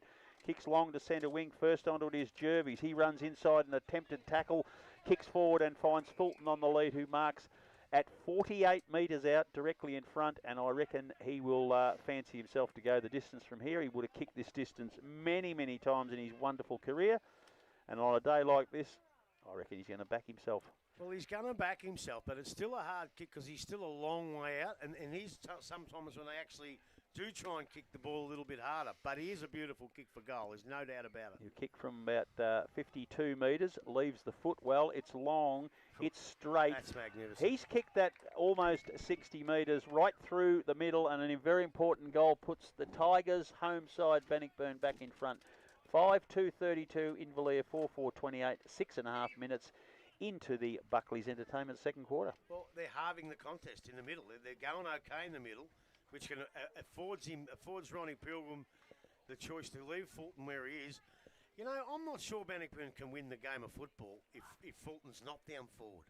I'm not quite sure who's going to kick the goals, and maybe Hetherington goes down there, but he's just got to take the risk in the centre and leave Fulton where he is. I agree with what Ronnie's doing. So ball back in the middle we go. This time again, Wilson up over the top, picked up there. Hetherington tried to get it out of the middle of the ground, but it's picked up there by Peters. Got the handball outside, coming through. Nice, it was Burke. Got the handball outside to Wilson. Missed him, but Mays was there to support. He goes in the left boot into the half-forward line, coming out. Ball not picked up there by Warren. Got the handball away, though. Went back towards Burke. He's tackled, brought to ground there, and ball not coming out. No prior opportunity there. And the umpire will come in and take possession half-back or half-forward line for the Inverleigh side. And see what happens. Like, Big Bird balls it up, bang, straight away. This kid's learning off him and does exactly the same thing. It's lovely to watch. Good position there from the umpire, wasn't it, Grub? So the ball comes out of the contest. Hetherington tried to win possession. Robertson put pressure on. He went and collected it. Then he was tackled, and again, no prior opportunity there.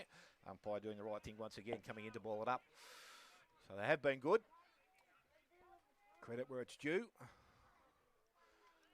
Ball thrown up very quickly by the umpire. Wilson up over the top, picked up there by Robinson, though out of the contest, goes back towards the half-forward line. Kunska leads in the race for the ball, favoured Donahue, good little tap over the top, went to Filet. Filet goes to the half-forward line, another nice kick, and that's Belamasevsky, I think it is, and he's taken a mark. He goes now. McCarty. Who doesn't matter. He's going to get that. He might get something else before the game finishes, but we'll keep going while we can. Ball out of the contest. Goes back towards Peters. Handball goes back outside. That's a nice pick-up inside there, and I think that was Alford. He's going to get the 1-2 and go forward. Looks at the forward line, puts it in the air. Why wouldn't you? Fulton's there, and that's a good mark again. Kieran Fulton. Alford couldn't have done much more with that. He's going to get a free kick for a jumper hold anyway, wasn't he? Had a good lump the only way to beat that would have been the third man up. I think there's no way known you could have out-wrestled him. The thing is, when you come into the forward line like that, you should not kick it to a bloke who's got someone on him. You know, there's other blokes around. But with Fulton, you can, because that's the result. So Fulton has 2 and lining up for goal number 2 in this quarter. little bit closer than his last. Accuracy, again, just required here. Steps in, kicks at goal, drifts across, and a little bit too far this time. Through for a minor score. So he has 2-2 for the afternoon. Bannockburn now to 5-3. They lead Inverleigh on 4-4. 9 minutes gone. Second quarter, Buckley's Entertainment Centre. Second quarter scoreboard. Even his points are beautiful kicks. They are indeed. Ball's coming back into the middle of the ground. Condi takes the kick from Templeton, gives the ball back to Templeton, and they're going a little bit of a handball frenzy here, putting themselves under pressure. Ball's coming back into the hot spot. Hetherington picks up a loose pass for Inverleigh for the Bannockburn side, gets them back in. Peters has picked it up. Under great pressure, hand passes out wide to Jervies. A long torpedo type pass, never got any more than Kieran Fulton's head height off the ground, and then hit him on the chest on the lead. 45-degree angle, he's only going to be 30 metres out when the ball hits his foot. And he's lining up for his third attempted goal for the quarter. We're only 10 minutes in. His side lead 5-3, 33, 4-4, 28 Inverleigh. And Fulton, who's kicked 1-1 already. A mark on the lead and then a very, very strong mark under a lot of pressure just a moment ago. That one. Thanks, me veteran, Ronnie. Hit him on the chest on the lead.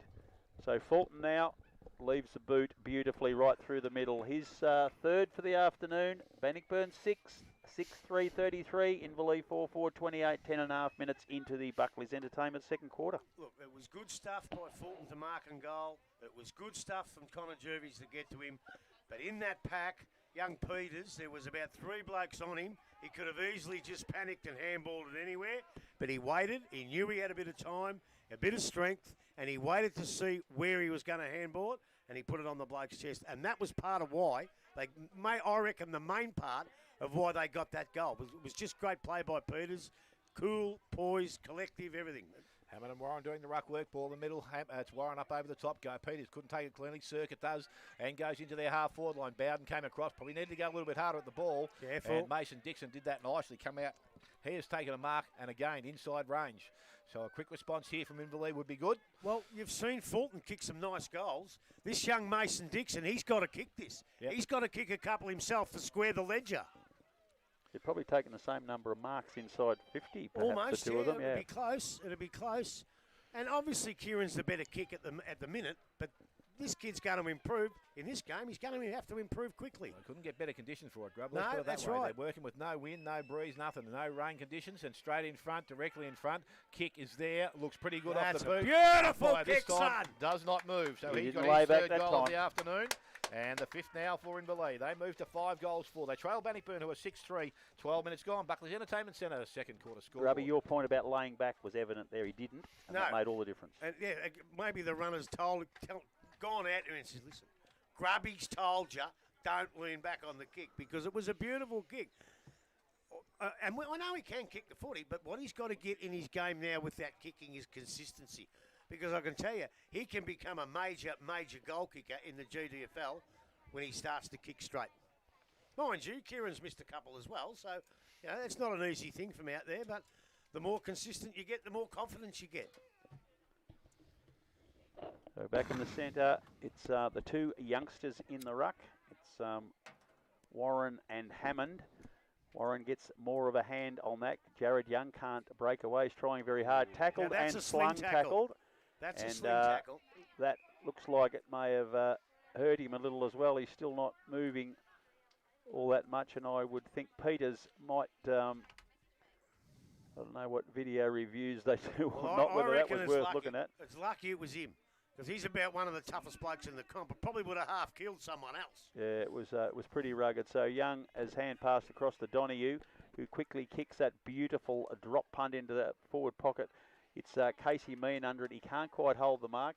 Dragged off the ball there. One of his teammates' ball comes back to Spiller. Gets across. That's Paddy Burke. Quick little kick from him. Bounced Missed over it. the back of the pack, but through for only 1 point to the right-hand side. Takes the visiting team Inverleigh to 5-5-35. Bannockburn to 6-3-39. 13.5 entertainment second quarter. Hose plays on, kicks down the line. Hetherington at front position, can't mark. It's Alford who wins the ball. Kicks very neatly down and finds Henderson in front of Perrott on centre wing. Kicks over the top of the man on the mark, finds a short near the boundary line. Bannockburn looking to load up again. Waiting, kick into the hot spot over the back of the pack. Oh, he lost sight of it. Inverleigh defenders there in big numbers. Alford gets it across to Bile. Bile to Donahue. A neat little pass finds Circuit, true centre half back. Hand pass to Donahue. On to Mays by hand. And Mays kicks the centre half forward. Casey Meehan has got a metre on his opponent. Takes the mark. Got that lovely left foot kick. Leads coming. He's ignored them at this stage till the big heavyweights get back in. We'll go back Dixon's and line up. made another part. And Dixon's, Gerard has come onto the lead. Can't quite get it. Coming through his Perkins. Does a very good job to Hose. Hose back to his teammate there. Bidson. Yeah, kicks it down the forward line. All over the back of the pack with a big high mark. Attempt there was Elzinger. Quick kick forward by him, but it is Filet who takes a mark for Inverleigh. Kicks across the ground, and Donny, who's starting to rack up a lot of numbers back there and really setting up some attacks for Inverleigh. Kicks into the centre ground, and Circuit is the recipient of that lovely pass from Donahue. Just holding things up now. Donahue running past again. Hand passes over the top, not as sharp as the last one. Misses its target, which was Donahue on the run. Coming through is Balamakakis, or close to, across to Circuit. Circuit across to Mays. Mays into centre half forward, over the back of the pack. Coming through, Burke trying to pick it up for Inverleigh. Tackled immediately, the umpire blows the ball on. I'm going to have to go to... too high. Too high, and a free kick to Jervis. Jervis looks out wide and finds Henderson. Henderson kicks short and low, and that is marked by Hammond. Hammond quickly around onto the left foot. He's looking for Hetherington, and he's found him on his own, just short of the back of the square. Bannockburn attack for the first time. Fulton signalling to kick out to the left. That's exactly where he goes. Fulton can't quite take the mark. Elzinger tries to make a little bit of a room, evades a couple of tackles. Left foot snap. If that is a goal, it is the... Oh, what a magnificent goal. That would be the Hotham Hotel goal of the day. Very well done indeed. What a fantastic performance that was. That is gives Bannockburn a bit of clearance. They're 7-3-46 now. Inverleigh 5-5-35. 16 minutes into the Buckley's Entertainment second quarter. I'm going to say that again. That was that good a goal. The Hotham Hotel goal of the day. He went one way, he went the other. He had 18 blokes on him. I don't know how he got through there, and a left foot snap. That was very classy goal from a very young kid, and it's good to see young kids that can play football like that in our competition. Most impressive. So a 10-point lead to the home side. Anzac Day clash here. Wilson gets it across, but it's Bannockburn who sharked that. Quick kick. Battaglia, this is Lachlan who's taken the mark. A neat little pass from him, looking for and finding Kunchka in front of Donahue on the half forward flank for the home team. Another short pass from him. Jai Robinson marks with the great pressure coming from behind from Lockie Perrott. Robinson now long low drop punt looking for Fulton over the back of the pack. There is a free kick, and it'll be paid to Inverleigh. Fulton's crashed into the back of Filet.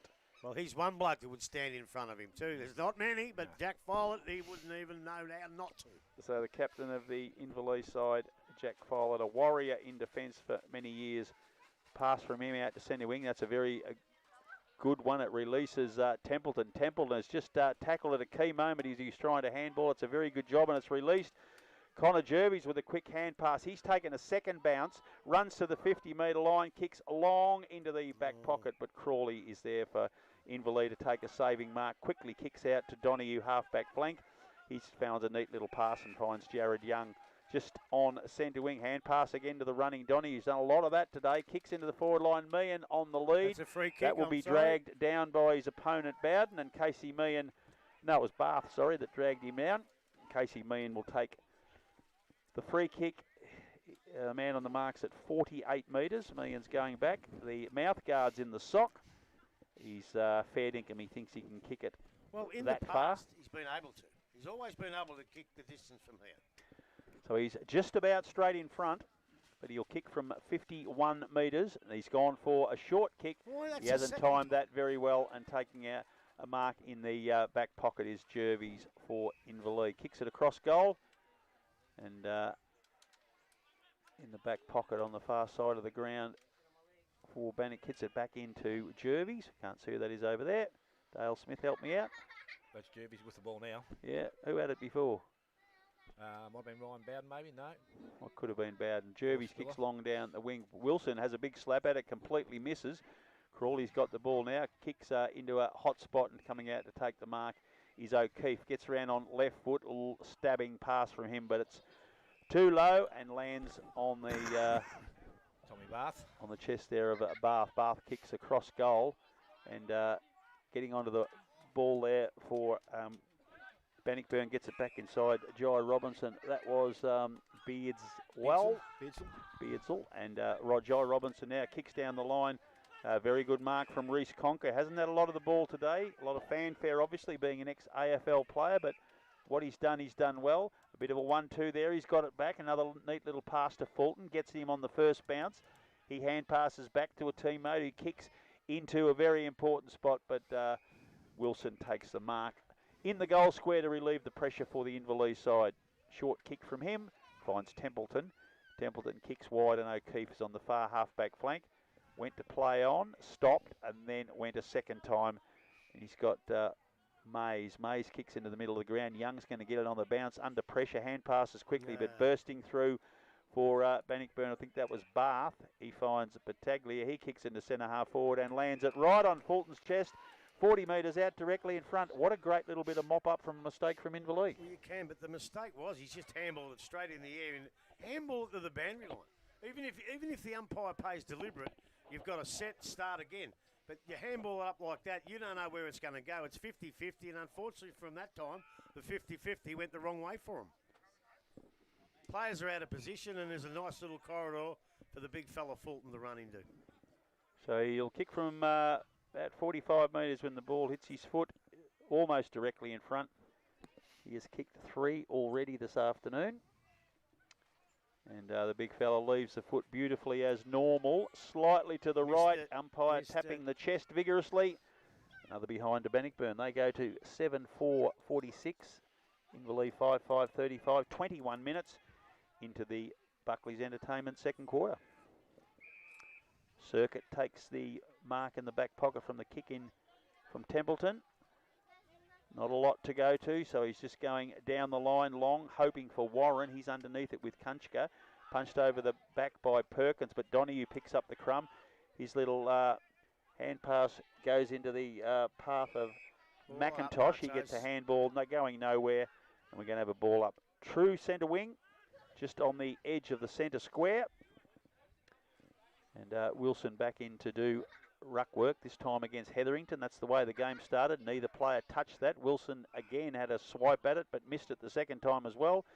The umpire said he was held in the second attempt at it, and the big fella will take a free kick. Centre wing, he hand passes it quickly to Ryan Robinson.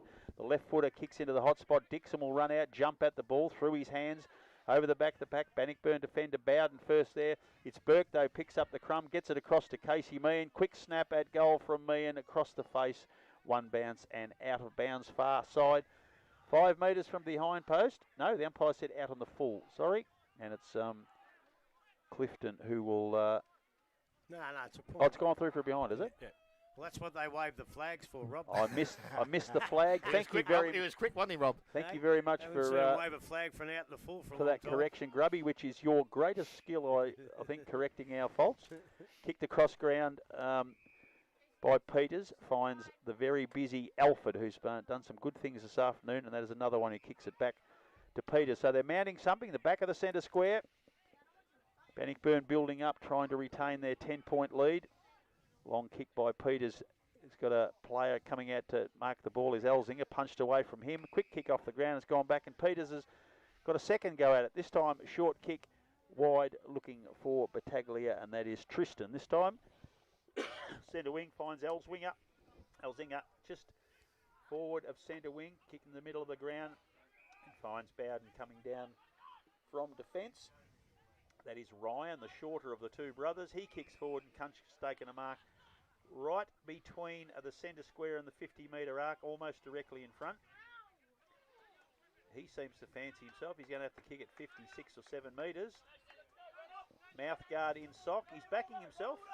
Haven't seen him go the full distance, Grubby. What do you reckon from here? Is he overrating his abilities? I reckon he can do Possibly, but I've seen him. Oh no, well he's Short kick now. He's found a man on his own, unforgivable. Ramos. Juanita Ramos. So he will kick from about 45 metres on a 45-degree angle. Much better position from Kunchka. So I reckon the young fella might have just been tricking everyone. Yeah, I wasn't so sure that he could kick that distance, but on a nice, still beautiful day, if you're ever going to kick him, today's the day. So Ramos aiming for Bannockburn's 8th for the afternoon. He skips in the run-up, gets close to the man on the mark, kicks it very long and very high, straight through the middle. They're 8th for the afternoon, 8-4-52. They break away, 16 points in front of Inverleigh, 5-6-36, 24 and a half minutes. Buckley's Entertainment second quarter. And that's a result. If you got blokes like Fulton running around, you get an extra bloke on him, and all of a sudden Ramos is just standing there on his own and gets a nice easy goal. I'll tell you what they should have done today. Right? And I'm not having a go at anybody, but we've seen over the first 3 rounds holding the ball free kicks without prior opportunity. Right? Bring all these kids down here with the coach, with Jock, and just watch how these blokes are doing it because they're getting them right. Yeah. A prior opportunity, no prior opportunity. They're getting them spot on. So back in the middle we go. This time Wilson up over the top. Tristan Pataglia intercepts the ball, goes back into their half-forward line. Mark is going to be taken out there by Boyle, is it? And Boyle will go back and settle things down for Inverleigh. So he's just looking for some options. Little one wide if he wants to go to McIntosh. Hasn't seen him as yet, but now decides to go straight down the middle of the ground. Goes back in the direction of Wilson. Hammond's in front. Spoil from behind from Spiller. Goes back into the hands of Robertson. On the left boot, runs, delivers the ball back into centre half forward. Crowley comes out. He takes the mark and goes quickly back into their half forward. In front, Meehan doesn't take the mark. Good spoil from behind by Barth. Picked up out there by Finn O'Keefe. He's tackled, brought to ground. Picked up by Mays. Got the handball out the back. Put his team a bit of pressure now. He needs to take the ball up. Ball is going to be picked up. Handball comes out to Robinson. Didn't pick the ball up. Donahue smart off the ground. Puts it into Mays territory. Needs to run onto the ball. Picks it up. Has a little bit of time. Looks up. Goes into the half forward line. It's going to be wide. Will it stay in the field of play? Meehan will see it over. Oh, and the Phil must hit his boot by the looks of it. Umpire's indicated. And free kick will go to Bannockburn on the far side of the ground. So with little short kick comes back inside to Barth. Spiller says just slow things down a little bit. He wants to just move it on. He's going to be called by the umpire now, and there's the kick a little bit higher into the air, and unfortunately, without that space, has put the ball over the boundary line. Free kick going back to Inverleigh. Let me Jared just add Young. to that, Smithy, about the umpires. We've gotten a lot of umpires that haven't umpired much. They're young fellas, they're coming through, and they will learn. And that's part of, I reckon, their learning curve. Come and watch the blokes umpire who are the best in the business. So the ball at centre wing from Young it is, and he goes long back into their forward line. Paul gets to the front of the ground, picked up out there. Mays dives on top of it. He was tackled, and the players now converge on that area. Ball is going to be balled up, and there's a siren for half time, which will see Bannockburn going at 8-4-52. They will lead Inverleigh on 5-6-36. Goal kickers to this stage, Elzinger and Fulton both with 3, 1 each to Ramos, Battaglia, and that is Tristan. And for the Inverleigh side, 3 to Mason Dixon, 1 each to Paddy Burke and Braden Warren. Take a short break, come back. Second half action here from Bannockburn. You're listening to 94.7 The Pulse, your home of local football.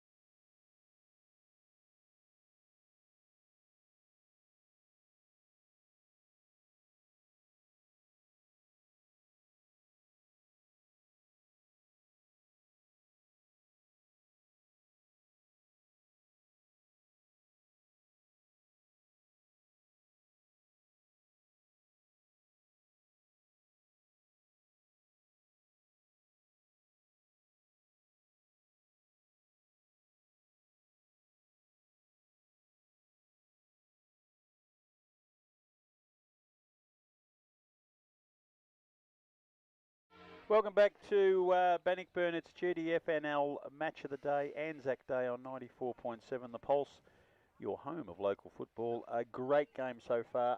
8-4-52, the home side, Bannockburn, Inverleigh 5-6-36. We're about to get into the De Grande Sport and Cycle third quarter. Dale Smith with me. Grubby's just loading up on the last of the party pies and little rum balls and caramel slices over there. Another nice spread at Bannockburn, Dale. Yes, no, very nice indeed. As I said, Grubby's just got the pies now just at the right temperature. Yeah. He didn't take them first off. He had They were a bit hot first up, weren't they? I didn't have one. I had one coming across the ground and actually run into Shane Grundle, and he wanted it. I offered it him, but he didn't want it, so I ended up having it myself. So, but yeah, no, very nice spread. And as I said, game itself has been very, very good. I don't think there's anything worse than knowing this little party pie is going to taste beautiful and you chew into it. It's that hot. All it does is burn your tongue. Really does spoil it, doesn't it? I know you like your food. It's got to be a reasonable temperature, but there's that fine balance, and they've done it very well out there today, I think.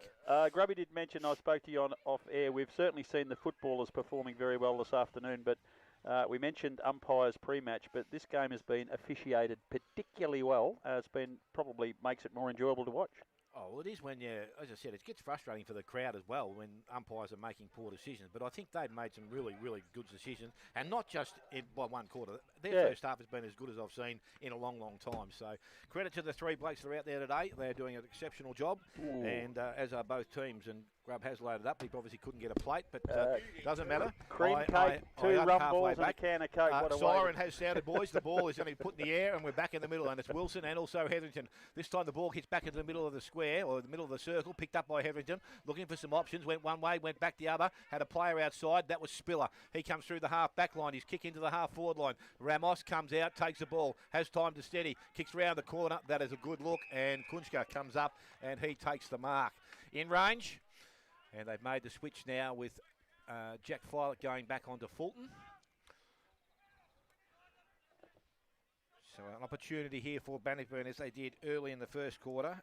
Josh Kunchka hasn't had a score or hasn't had a scoring shot or opportunity. He did one a shot but didn't make it, and he's got an opportunity here from about 40 metres out, 45-degree angle. Get a pretty good look from where we sit. Looks nice off the boot. Umpire drifts across, but he says that is going to be okay. So again, as they did in the first, they start well in the third. They move to 9-4. Inverleigh on 5-6. We have gone less than a minute to Granny Cyclone Sports third quarter action. Another good start to Bannockburn this quarter with 3 or 4 goals and almost put an end to it because I'll get too far in front. But I see, yes, you're right. They've got Fulton being matched up by Jackie Filet. But I tell you what, there was 3 or 4 times the ball's gone into the Bannockburn foul line. And there's no way known anyone could have stopped them the way they go. So that might waste Jackie. I don't know, although he hasn't been playing sensationally well. And maybe it'll bring him into the game a little bit as well. So back in the middle we are again, and this time Wilson gets the hand on the ball, goes out wide, picked up out there, and it's picked up by Circuit. He goes, spins and goes back on the right boot. Ball comes back into the middle of the ground, underneath the players at Circuit on hands and knees once again, trying to rip it out. Also there is Peters working just as hard. Ball's not going to come out of there. Nachos comes in, umpire Nachos, and he will take possession of the ball.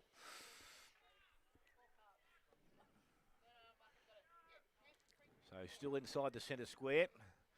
And just off the centre pitch as we look at the ground. Ball taken by Wilson. Handball comes out into the hands of Boyle. Goes long into the forward line. Coming back. Ball is punched there by Clifton. Ball comes back into the hands of Circuit again, I think it was, or Finn O'Keefe, one of the two. Comes out. Slim tackle high, says the umpire. And a free kick will go to... Finn O'Keefe. Oh, Finn O'Keefe it is, yes. Yeah, well, Mason Dixon, just walk away, son, because you're the bloke, if you do touch him too high, they'll take it off you. There's no need for it, son. So Finn O'Keefe with an opportunity here to answer Bannockburn's goal. And as I said, would bring them back to the margin as it was at half-time. Directly in front. Gee, this is an important goal in the context of the game. Why do people go back so far? Not sure. Let's see if it works. Let's see. Well, that's it. Got to get into your rhythm and do your own thing. So Finn O'Keefe from directly in front, umpire drifts across, but that's going to be good enough. And he has got his first goal of the afternoon. And now moves Inverleigh to 6-6, trailing Bannockburn on 9-4. 3 minutes gone. De Grande Cyclone Sports third quarter scoreboard. Well, good work from Wilson in the middle. He got the ball out. Help got the ball out.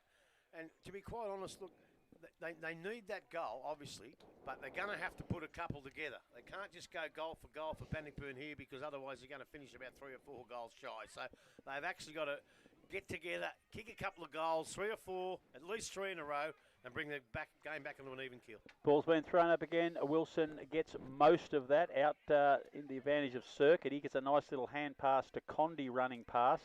Condi to Hasty, and then back to Bile, who kicks into the forward pocket. It's going to bounce away, and over the boundary line in the forward pocket. About 35 metres round from Inverleith's goal. They're in attack. They've kicked the last one. Another one now would really get the momentum going for them. And this game seems to be about little bits of momentum. Bannockburn certainly out of the blocks quickly, but railed back in. Missed in the tap there by Warren, but it comes out of the back of the pack. Kick forward, I think, by Bile into the forward line. Players coming out very strongly. Paddy Burke puts his head over the ball, goes forward, kick across the body there by Bile, misses to the left. One behind only to Inverleith. They're 6-7-43. Bannockburn 9-4-58. 4 minutes and 20 seconds into the De Grande Sport and Cycle third quarter. Ball comes out into the back pocket for Peters. Finds Hose. Hose looking to a hand pass on to Peters. He get a quick kick back from Bannockburn from a player obscured. Ryan Robertson hand passes. It's intercepted by Hetherington to Ramos by hand. Back to a teammate. Kunchka's the target underneath that. He can't get it. Donahue does a very, very good job. He's played a great game this afternoon. Inverleith's coach kicks across the ground, but Jervis uses his strength and experience. Marks in front of Hasty. Quickly plays on to Clifton, who hits Elzinger on the chest just outside the 50. Jervis has run on, marked on the 50-metre line. Kicks into the pocket. Fulton comes out. Should have got a free kick around the neck. Ball was punched away from him. It wasn't. Comes across to Hasty, gets it back into a teammate. Then Condi takes a mark just inside the 50-metre arc. And ball's kicked wide by Condi. That's a very good kick. Finds Finn O'Keefe on centre wing. Short kick from him into the middle of the ground. Mays has the ball knocked away from him very cleverly by Conker, who we haven't seen much of this afternoon. Big name player coming into the game, being quiet, but it's a long way to go yet. Clever tap away by Donahue to Condi. He gets the fumbles. He's now in all sorts of trouble. Dragged out of his possession.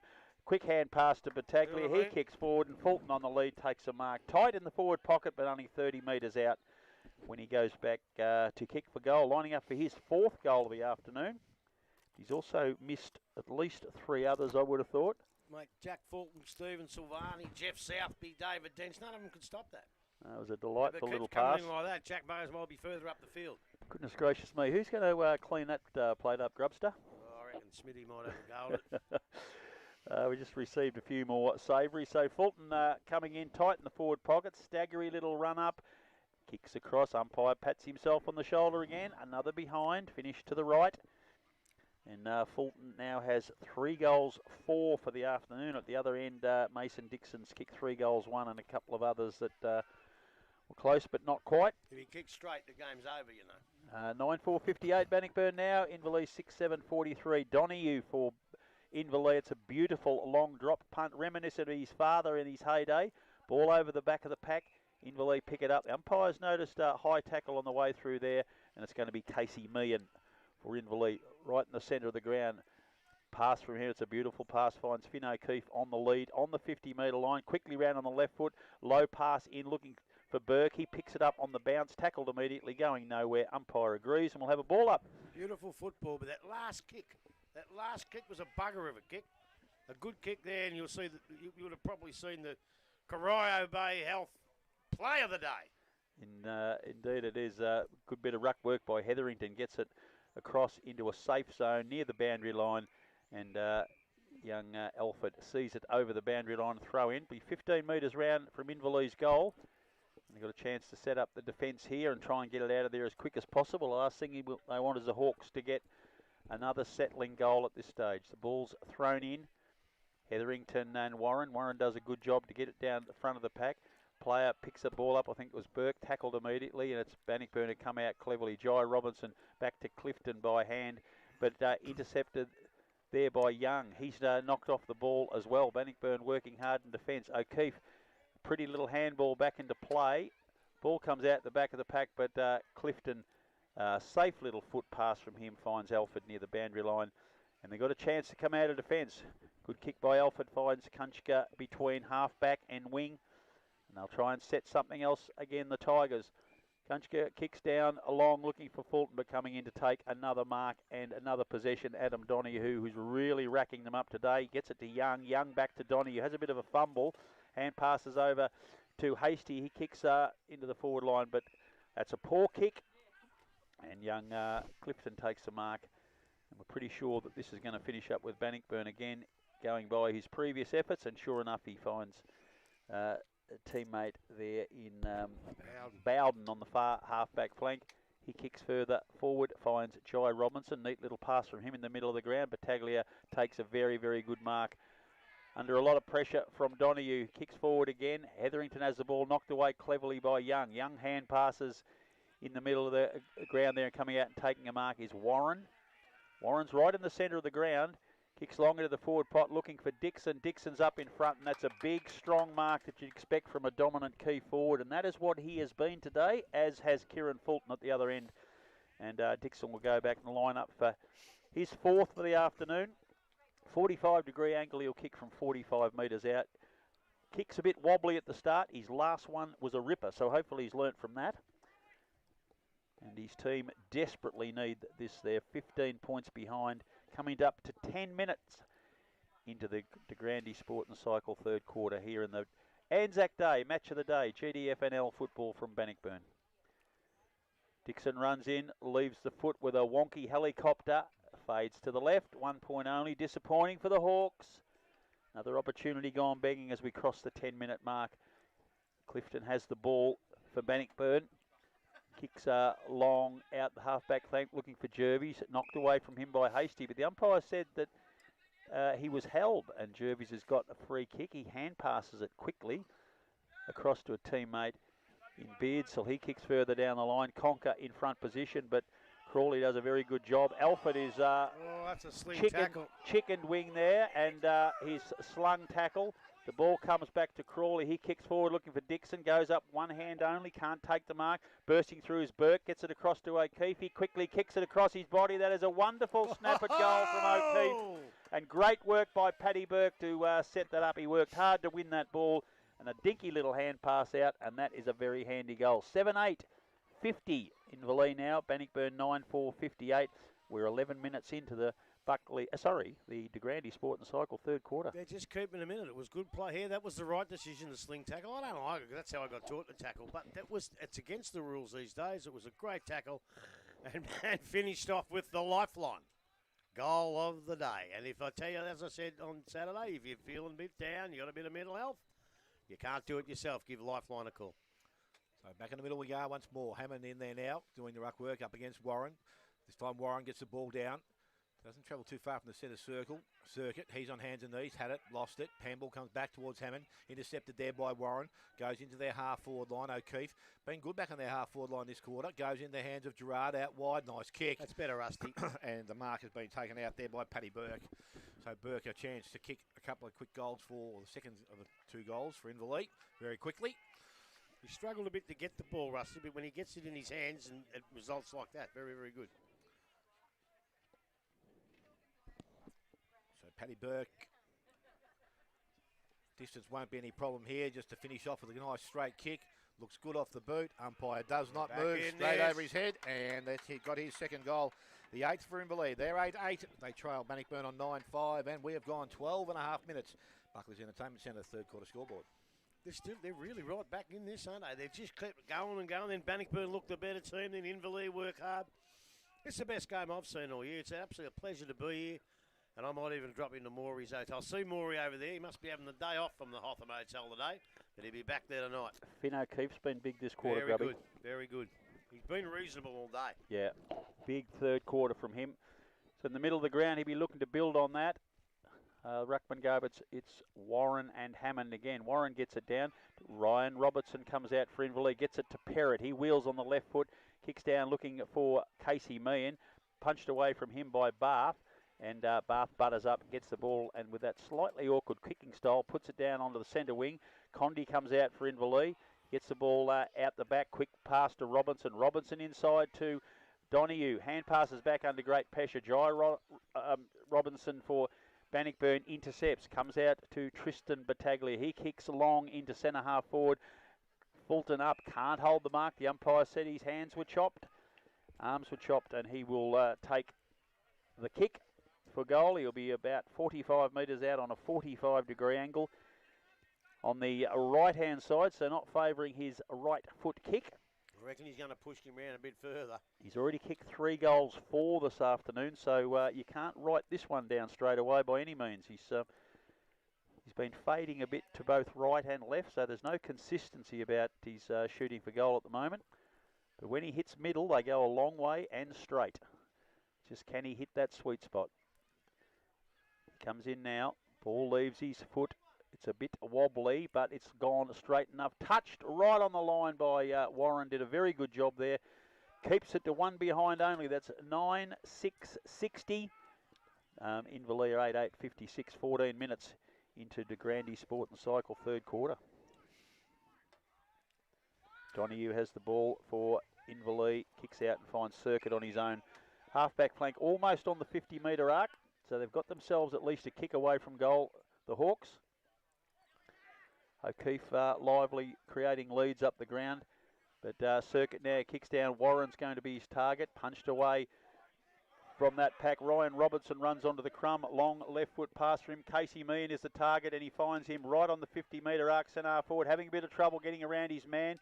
Kicks quickly, but it puts in Bannockburn to advantage. Ball comes across to Spiller. He kicks long and low into the middle of the ground. Henderson gets the ball, passes over the top of the head of the leading Fulton, and Jack Filet comes out and takes a low chest mark for his team. Kicks it out wide, and Bile runs onto the ball. Can't get away from his opponent. There's a bit of feeling there. Connor Jervis comes out to extend a little bit more of that feeling. It's right in front of us. About to have a boundary throw in. You know, over here, that umpire there, Fulton dived to try and get the free kick. Umpire too clever. The ball's tapped out. Great little pick up by Circuit. His quick kick goes along the ground. Gerard can't pick up the crumb. Coming through quickly there is Bowden. Kicks down low. Kunchka can't hold the ball. Coming through very strongly is Crawley. He kicks down. Punched away from Beardsall by Hasty. Gives Inverleigh some chance. Bile kicks it off the ground, trying to get some advantage. Robinson falls over. Bile gets into play, but the umpire says it's crossed the boundary line, and we'll have a throw in. It's slightly Inverleigh side of the centre. They trail by 4 points at the 16-minute mark of De Grande Sport and Cycle third quarter here at Bannockburn. Free kick then, but I tell you what, I wouldn't have paid it. There was a bit of a jumper hold there, I reckon. Hetherington had hold of Warren.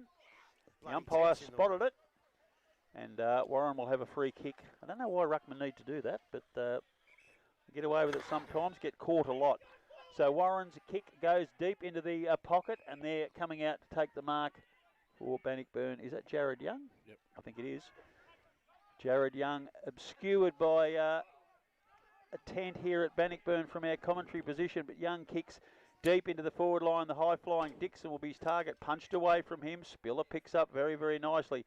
Hand passes across to Bowden. He kicks it long and low and lands on the chest of Kunchka. And he's been a very, very good player for Bannockburn this afternoon. This kid gets better and better every time we see him. He's been good again today. Cross into the middle of the ground. Battaglia all on his own, right in the centre circle. Kicks wide to Clifton, and that's the last man you'd want with the ball in his hand as you're coming into 50.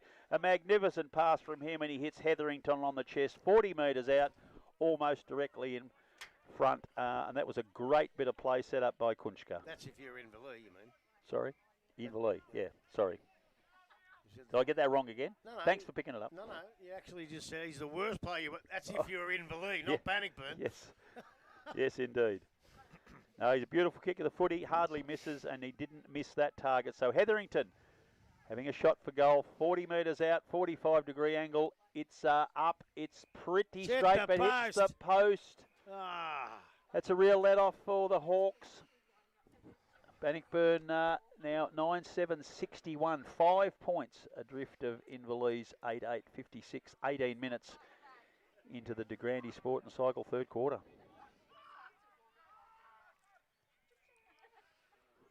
Donahue kicks wide, and taking the mark over there is Hasty. No, Balamasevsky. Balamacheski. He knew that. He just didn't want to say it. Kicked across the pocket. That's dangerous. Fulton it's arrives also late, crashes nearly into 50. Filet. No. But the umpire was clever enough to say, Jack, you might have been putting a bit of mayonnaise on that. And he'll go back and take his kick deep in defence. He stooged me. It's a fine line. So Violet now kicks long out of defence. Ball up the back of the pack. Finn O'Keefe wins another possession this quarter. Gets it down. Bath and Burke are going for it. Bath is first there. Hand passes over his head. He knew what was waiting for him, but there was a bit of a balk, and it gave Burke time to get back. O'Keefe's kick is smothered after Burke hand passed it to him. Elzinger was stripped of the ball, wins it back. Hand passes inside, but Hasty wins for Inverleigh. Back to Young. Young to Bile. Under great pressure, ball comes back. Finn O'Keefe tries to pick it up. Burke's in there again. Can't get away, and we're over the boundary line. Centre wing, far side of the ground. 4 points lead to, I think that should be a 5-point lead actually. I don't think the last point's been put up. 5-point lead to Bannockburn at the 19-minute mark. See if you can get a goal here, Dale. So ball from the contest cleared away from Inverleigh into the half-forward line, but Spiller playing in front has taken a mark, so we'll steady Bannockburn down for a short period of time anyway. And he goes short to the boundary line. Out there by himself is Elzinger. A little short kick further afield to Robinson. He's been okay again today, Jai Robinson. Looks inside. Looks like a nice kick going forward. Marcus taken out there. I think that's Beardsall that slipped into the hole.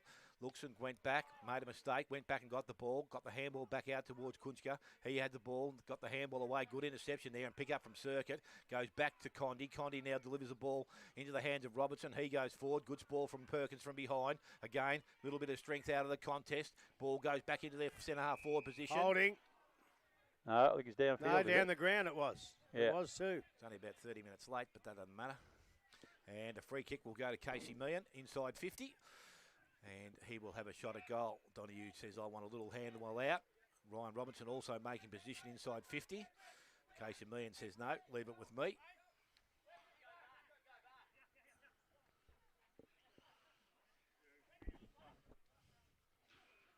That was a pretty good lead by Ryan Robertson. He would have put him in a lot better position. Would have thought so.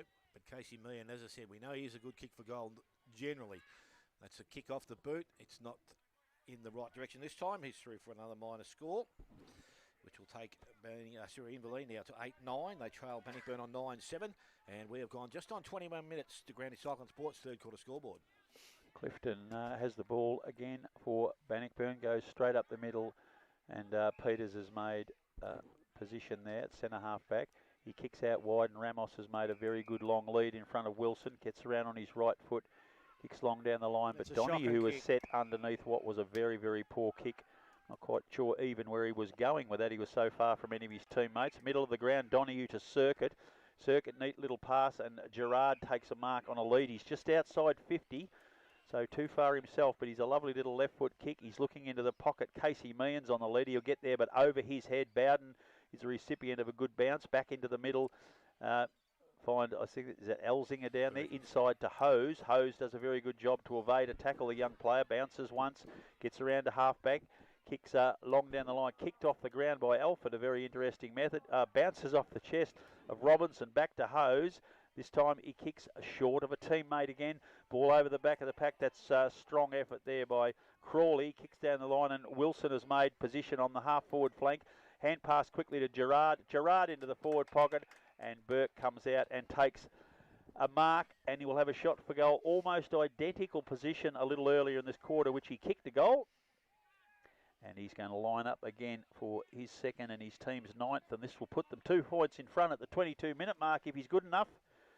And they were adrift by 18 points at one stage this quarter, so he's done a real, may even been in the 20s, so they've done a tremendous job here in Inverleigh. Burke, ball leaves the foot. He looks a little disappointed, just fades, and through for one behind. So that takes them to 58, Bannockburn 61, nearly 23 minutes, third quarter. Ball brought in very quickly. Ball comes outside 50. Bath, he wasn't aware of what was coming behind him. He is tackled, and he had plenty of opportunity to get rid of that one, but good chase from Paddy Burke, and the ball will go back into the Inverleigh forward line very quickly now. Long kick goes back towards the Dixon area. Ball from behind was good. Meehan crumbs the ball nicely, and he kicks the goal on the right boot this time, so that will be A nice little goal there for Casey Meehan. Bentley will now move to 9-10. They lead Bannockburn now on 9-7. 23 minutes gone. The Grandy Cycling Sports third quarter scoreboard. You're in a bit of trouble when a 6'4" or 5" bloke drops the mark and a 6'3" or 4" bloke crumbs the ball. You're in a bit of trouble then, ain't it? That's supposed to be for the little blokes. But Casey Meehan, as we know, has been a wonderful player over a good many years. Had an injury-riddled season last year. And been a bit quiet early, but it's just things like that make you remember what a really good player he is and can still be. In the middle of the ground, this game has hotted up. The visitors 3 points in front. We're coming up towards three-quarter time, so we know the last quarter set up for a gigantic finish, just as this massive crowd would love. Wilson up, gets most of it. Down to Mays, he kicks across his body. The ball drops to the floor of the pack. McIntosh trying to get a handle on it. Tackled immediately is Bowden. Batted across to Young. Quick handball there. Young intercepts. Coming through for Bannockburn is Bowden. He gets it across to Hose. And Hose very calmly hand passes past the Jervies. Runs on, makes position, wins the ball. It's it back across to Conker. He kicks across his body. Hetherington's his target and doesn't let him down with a big strong mark over the top of Wilson. That's a good sign from the youngster who's been given the job of first ruck today to allow Fulton to play forward. And that's a bit of a risk by Ronnie Pilgrim, but worked okay so far. Crawley jumps in front of Kunchka, takes a really strong mark in defence for Inverleigh. He's had a good game today, Jake Crawley. It's the best game I've seen him play. Yeah, he's done a very, very good job. Ball goes over the back of the pack. Perkins is first there. Can't quite get a handle on it either, but he gets the crumb, butters up really, really well, kicks long down the line. Donahue at the front of the pack, eases across, and I reckon he'd be somewhere near the 30 possessions already, Adam Donahue, this afternoon. He kicks across the ground to Lockie Parrott, who's normally a very good seconds player at Inverleigh, but he's taken the mantle to come up and cover for these injuries and done a pretty good job. Gets it across to Mays. Mays, left foot pass into the forward line. Hose comes out in front of McIntosh and takes the safety of a punch over the boundary line. And we'll have a throw in about 40 metres round from Inverleigh's goal. They now lead by 3 points, coming up to the 26-minute mark to Grandy Sport and Cycle, third quarter. Ball thrown in. Hammond, the only one that went for the contest, comes out in front of the contest. Might have been Beardsall, got the kick around the boundary line. Only as far as Elzinger on centre wing, who's playing in front and took the mark. Fulton's the next target. He goes along the boundary line. And a good mark in there. I think it was Crowley again. He's gone in and he has taken a good grab. Crawley. They've done that a bit today, just intercepted those kicks. Had that third man there for the option. Now he goes back to where it came from. This time a good mark out there by Hose. So Hose for Bannockburn now has a ball go sideways to Clifton. He's just going to settle things down a little bit and indicated that. Fulton's come up the ground a long way to be the next option if he wants to, but he decides to go just that little bit longer. Again, contest required. Out the back, ball comes to ground, picked up there. I think that was Henderson that got a boot to ball.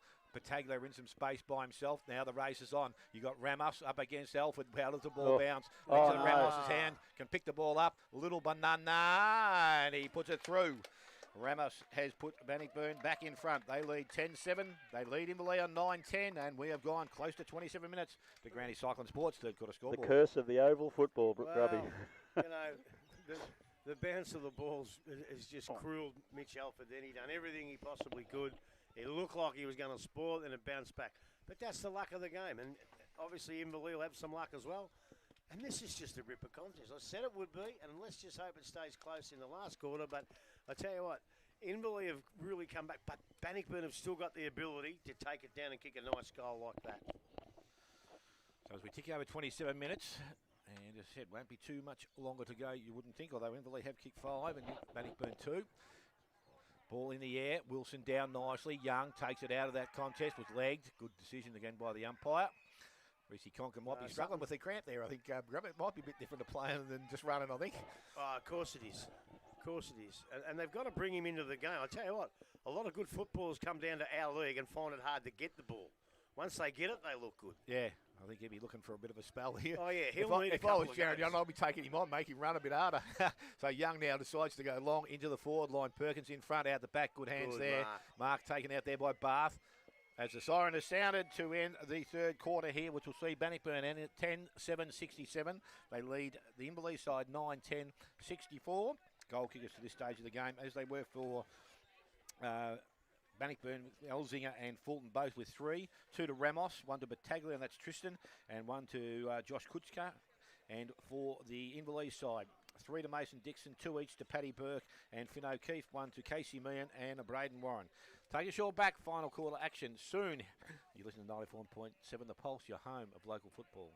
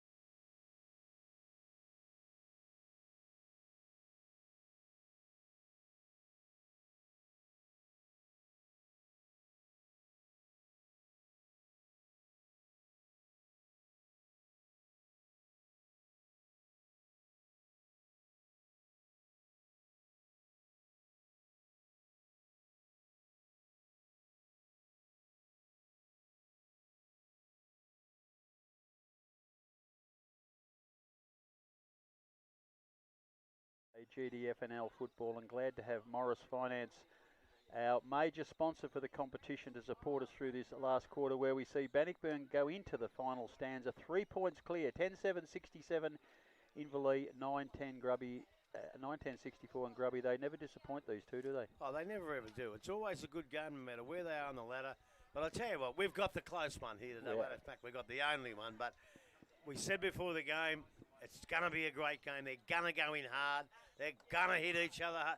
And that's exactly what's happened. But in amongst all that, there's been some class football. It's easily the best game I've seen all year. The running football, the way both sides have moved the ball.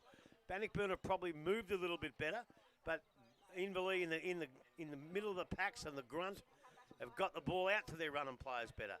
You know, if Kieran Fulton kicks straight, she's over. But even Mason Dixon's missed a couple too, and Burke. So it's just a fantastic game, and I think it's just going to be a war of attrition in this last quarter because, yes, it's 25 odd degrees. We don't normally play in these conditions, and who knows? It may just be the fittest side, the side that runs out the game. And I still might just favour Bannockburn, but I tell you what, the way Inverleigh have played, they deserve a huge, huge rap as well. Do you put Fulton in for the first 10 minutes now, the last quarter? Well, they still need to kick a few goals. You can still get some height with Kunska and Hetherington down there. Yeah, but Wilson hasn't dominated. Yep. How many games have we seen that Wilson's absolutely dominated? Yep. And he hadn't been able to do that. So, no, I think Ronnie's got to leave it as it is. In the other two Anzac Day matches around our region, St Joseph's 38 leading South Barwon 21 at this point, and sadly another game.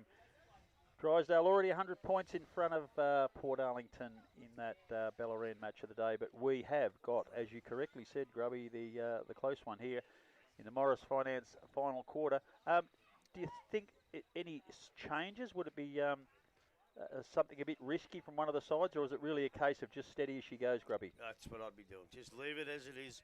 Both sides have played good enough football to be able to get themselves in a position to win the game. So unless you've got positional changes you have to make for someone who might be a bit tired and move them around a bit, other than that, it's been a pretty even, keen contest. Let it go. Let it go, boys. Yeah, Adam Donohue's done a sterling job where took that goal-kicking option out of his side, but he probably needed his team needed that support behind the ball, and he has been a stalwart there this afternoon with his shore kicking. He's taken a few floating marks across the half-back line and made a big difference. That's sometimes a difficult decision, Grubby, to when you've, same as the Fulton conversation we've had with Donohue, who's a known goal kicker, to pull him out of the forward line on a day like this. Look, sometimes it is, and dependent on your own forward structure. And there'll be times this year when he might have a few in and out, and he might not be able to do that. But when you've got Dixon kick a couple of goals, Casey Meehan can kick goals, Paddy Burke can kick goals. If they're kicking enough goals, then it's not a huge risk. You can go ahead and do that. He's better used, for me. He's better back playing where he is at half-back or in through the midfield because he's such a good user of the ball. If he's he fit knows enough. where to run. Yes, well, that's what I'm saying. Fit enough to do it the whole game. He's been able to get into front of Fulton a couple of times. He's been able to get in front of a couple of other players going forward and take that hold-up mark. So I think for me, I would much happier to see Buck play Me too. through the half-back line or through the midfield than he is at a forward. So I don't know whether he does the work that he would normally do back here in there. He does, and if you have a look at the stats, and I'm only guessing here, but I reckon I'll be pretty right. Over the years, he has kicked bags of 8, 9 and all that. But I think you'll find it's against sides that haven't made the 5. So when it comes to a good side, I think you're right. I think he's got to play across half-back. He's done a sterling job today. Yeah, and the other big thing for me today, boys, is the kids that we talked about pre-match. They've all pretty darn good under this high pressure, which is handy for their developing their careers. My word it is. Young Hose, I thought's done pretty well. Elsing has been exceptional when he's got the ball. As I said earlier, get it a few more times. That will come as he gets older. By geez, they've got some good kids out here. Yeah, I've been pretty impressed with them too. The ones that they just show enough around the contest. You can usually tell a good one from a bad one, and I think they've got a couple of good ones there. And they have poise. They don't panic, which a lot of kids do. Yep. Well, umpires, ball in hand. Dale Smith, get us going in this Morris Finance final quarter. Anzac Day, match of the day, GDFNL football. Umpire Nachos is going to start us off. And the good thing today is they've been throwing the ball up, and they've been doing that very well. He should get a hat, Nachos, I reckon. He'll get sunburned. Don't worry about that, Nach. He'll have polish on.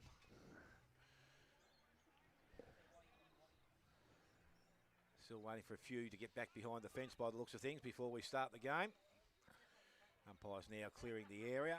Everything looks in place. As I said, a 3-point margin to start this final quarter, and umpire Nachos is about to put things underway.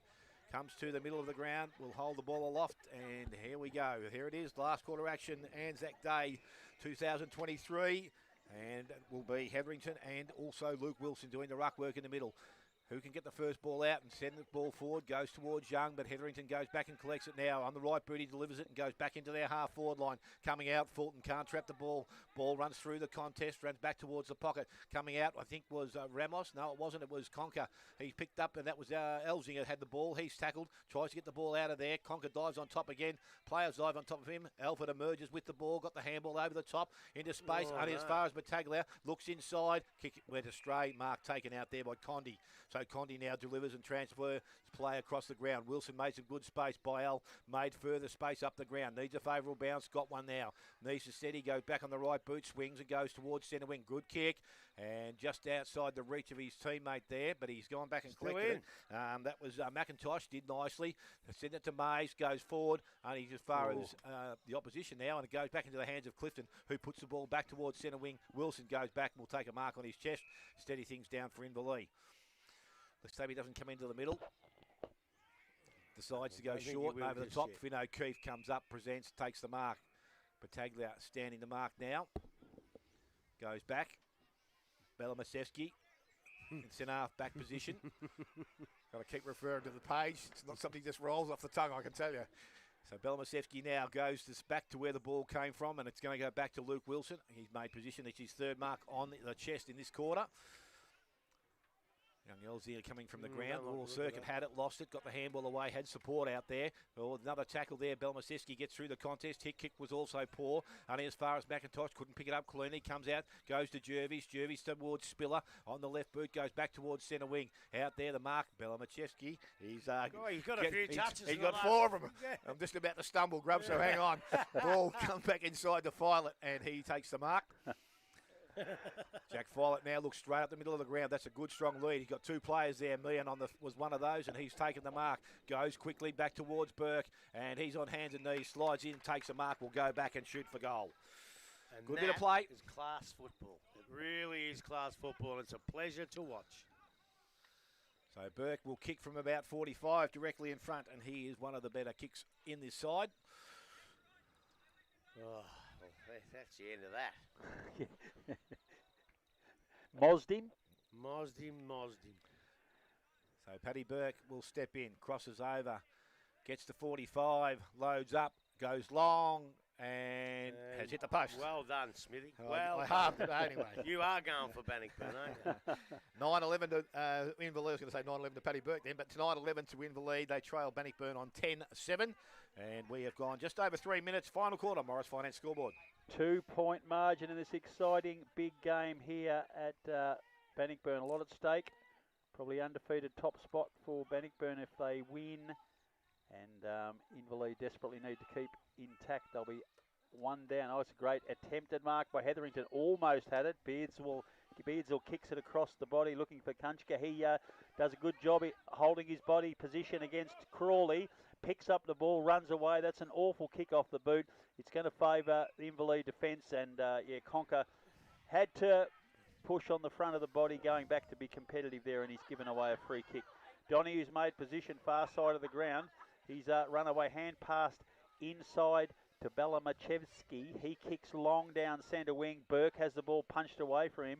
Butters up, but it was Bowden who tried for Bannockburn to get it forward, but the ball's gone further forward, and Warren has taken a mark for Bannockburn, for Inverleigh, sorry. Forward pocket, 35 metres out, 45-degree angle, maybe slightly tighter. Could be an unlikely hero, this kid. Yeah, Bowden just had a bit of a fumble out there when he had the ball in his hands, allowed Inverleigh to get back in, and Warren's been pretty good today. You're saying that name better than him. Oh, thank you. You are saying it better than Rob. He's recovered beautifully. So Warren comes in, very important to get the Hawks back in front. Tight angle forward pocket, leaves the boot.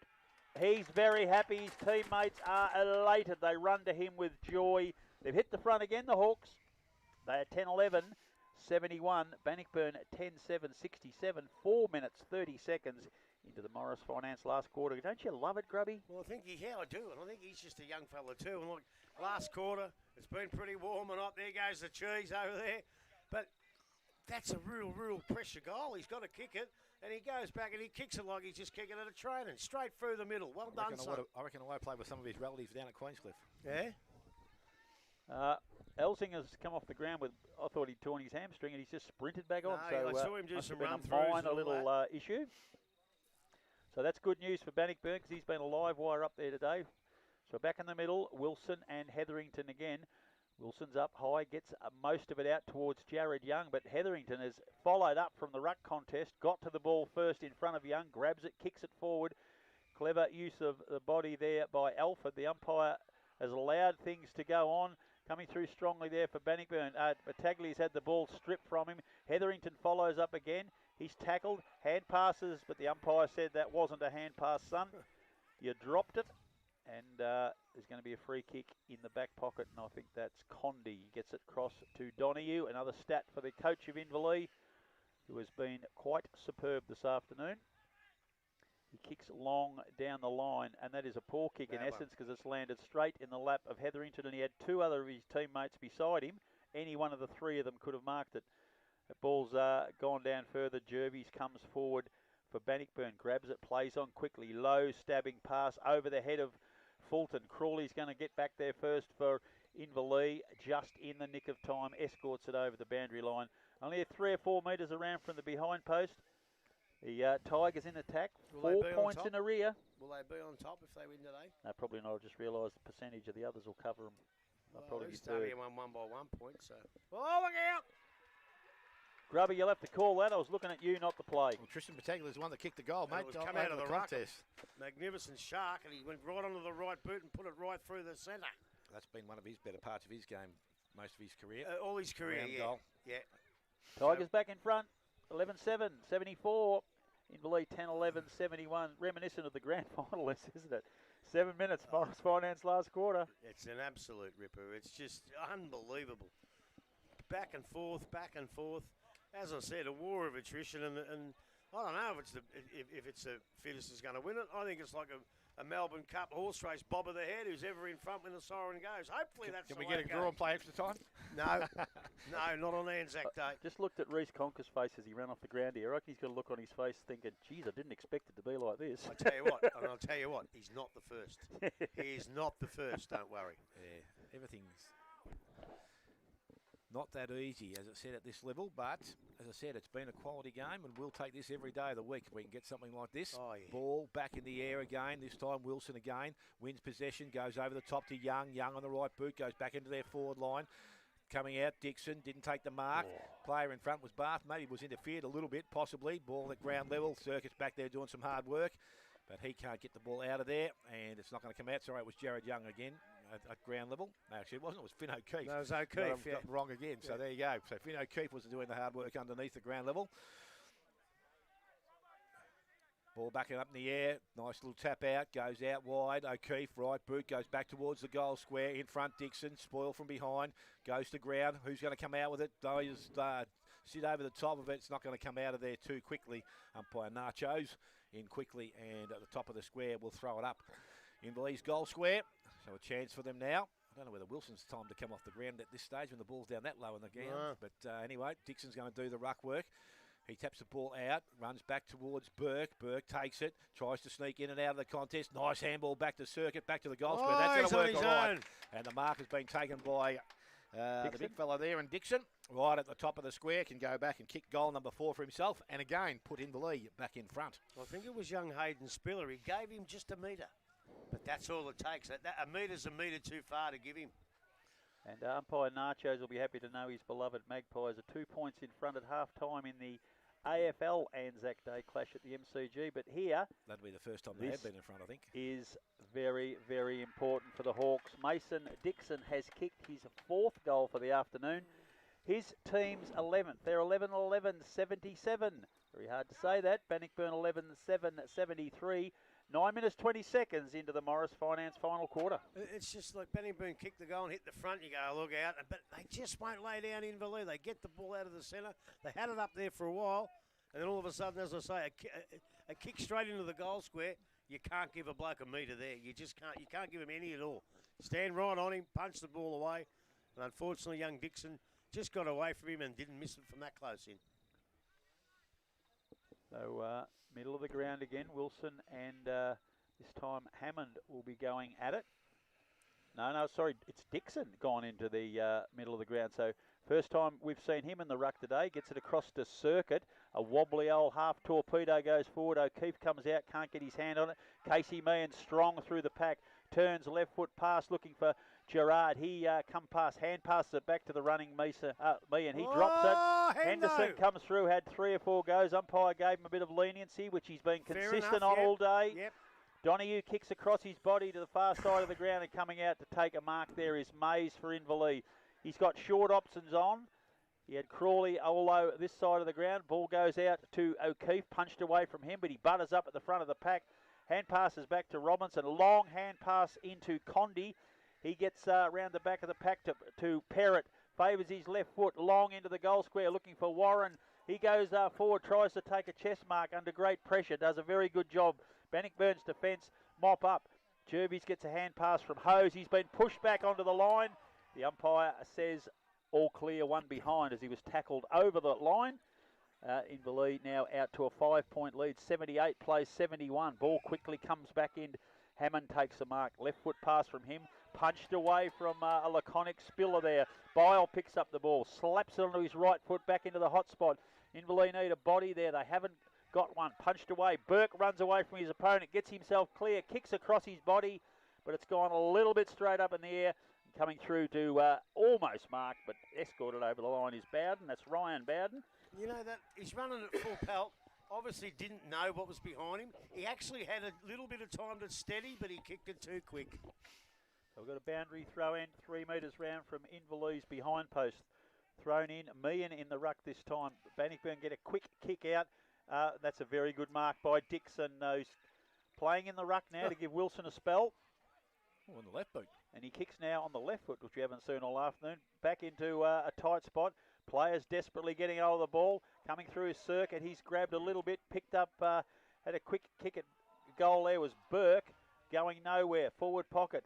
Hose does a very good job. Hand pass across to Jervis. Jervis. That's a great bit of play. Back to, I think it was one of the Battaglias. Knocked away from him. Comes back into the hot spot for Inverleigh. O'Keefe's under that. The umpire's going to be forced to ball it up, which is what he'll do. About 30 metres out from the goal. He's bumped him and took the ball at the same time.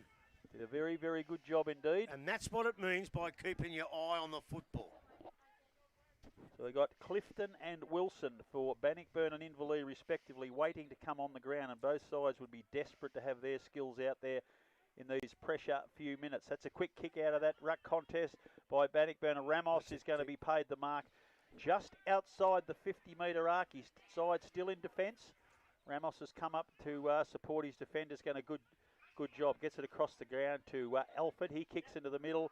And Tristan Battaglia marks, kicks across the ground. Hammond quickly plays on. Dragged off the ball, but he had plenty of time to get it across the ground to Spiller. Spiller's on his own. He sees Beardsall running further forward, and he's marked just inside the 50-metre arc. Kicks back into hot spot, but it's gone over. But Battaglia's picked up the ball for Bannockburn. Crumbed it beautifully, kicked it across his body, right through the middle, and the Tigers are back in front. 12-7, 79. Inverleigh 11-12, 78, 13 and a half minutes into the Morris Finance final quarter. How good was that? Battaglia, or Battaglia as I call him. Magnificent bit of play, experience. He knew once he got the ball that was going to be a goal. He read it beautifully, had a little bit of luck there, and he was also a candidate, I reckon, for the lifeline goal of the day. I'd heard a lot about this bloke, and I was disappointed with what he delivered last year in the games we saw, but his 2 games this year he's been very, very good. I think I don't know whether he's as fit as I've probably seen him last year. I don't know whether he's done a lot, but I think to this year looks like he's done a little bit more, and his body seems to be handling a bit more too. So. What about the game he played years ago? He had 80 possessions. Yeah. I think was that a release back from wherever yes. One day, was it? Yep. So the ball into the middle of the ground. Young tries to force his way out of the contest into the hands of Circuit. Umpire Nacho said no, too long. Free kick will go to Bannockburn. Looks like it's going to go to the ruckman in Hammond. Hammond goes off towards Robertson. Short now. It's going to come back because the umpire says you're not kicking over your mark. Young Michael Hammond. So Hammond now will have another go at it now. He's got the ball. He's got a short option. I think the longer option might be better. Let's clear it out and go long into the forward line. That's where he goes. Hetherington's up. Mark out the ball. Well, doesn't get out the back. Goes to Elzinger. Went one way. Back on his right. Tried to get away from Donahue. Did so. Went back towards goal. And I tell you what, this can also finish a game. I tell you what. That's his 4th goal of the afternoon. Liam Elzinger. He's got 4. Bannockburn now to 13-7. They lead Inverleigh on 11 goals, 12. And we have gone just over 15 minutes. Morris Finance final quarter scoreboard. It was the old versus the young one. Donahue just managed to hold on to him, and I thought he's got him, but he just had the momentum, Elzinger. But not only did he get away from the tackle, that's a good part of it, but the best part of it was what a magnificent goal. Another candidate for Hopham lifeline goal of the day. Oh, this is just a super game, and it's now one end to the other. It's like a basketball game at the moment, but a lot more enjoyable to watch than a basketball game, I must admit. Back in the middle, it's Wilson and Hetherington. Wilson gets a big lump of it. Hasn't gone too far, though. Jared Young, I think, is in there. He's done a pretty good job this quarter for the Hawks. He can't get out of the middle this time, though. We'll have a secondary baller just outside of the circle on Bannockburn's side. So they're slightly in attack. Up goes Wilson again. He's tapped it to himself, had a second go, but Jai Robinson from Bannockburn is going to be the recipient. It kicks across his body into a very hot spot, but cleverly waiting at the back of the pack. Lockie Perrott picks up a crumb, kicks long out to centre wing, but Bannockburn have got the crumb as Hose kicks it out wide to Lockie Battaglia. He kicks down into the pocket over the back of the pack. Kunchka can't get onto it over the boundary line, and we're going to have a throw in. 5 metres round from Bannockburn's point post this time. They lead by 7 points in this exciting last quarter with 16 and a half minutes in. Probably expect at least another 10 or 11 minutes of play. So ball's waiting to come in. Kieran Fulton's going to compete in the ruck with Wilson. First time that's happened for the day. Crawley does a very good job. A long hand pass to Bile in dangerous spot though. Perrott is tackled at a very bad time for Inverleigh. The ball wobbles out. Oh, they're desperate down there in defence for Inverleigh. The ball's handballed through. And I don't know whether he was aiming for someone I missed, but no, he went straight through for the points. It's gone through from behind. Range, 8-point lead now to Bannockburn. Goals, that you're allowed to do that, aren't you? Oh, there's no problems with that. He was under all a mighty pressure. You're allowed to do that. So Lockie Perrott's got the job for Inverleigh of kicking in, and he's gone long. He's seen Ryan Robinson and Wilson on their own centre wing. Wilson inside to Bile. Bile's dropped the ball, and that is a very dangerous situation. Jared Young's cleaned up to Wilson. Wilson to Robinson. He gets around a tackler, hand passes to Hasty. He's going to have to work hard, and he does exactly that. Jared Young is a recipient. Tackled immediately. Going nowhere, and we'll have a ball up. True centre wing. It's about 30 metres from where we're sitting. See Ryan Robinson then. He actually put on a block. Right, but he kept his eye on the footy. He had no idea of going, but he kept his eye on the footy. Good play and good umpiring. Smart footballer.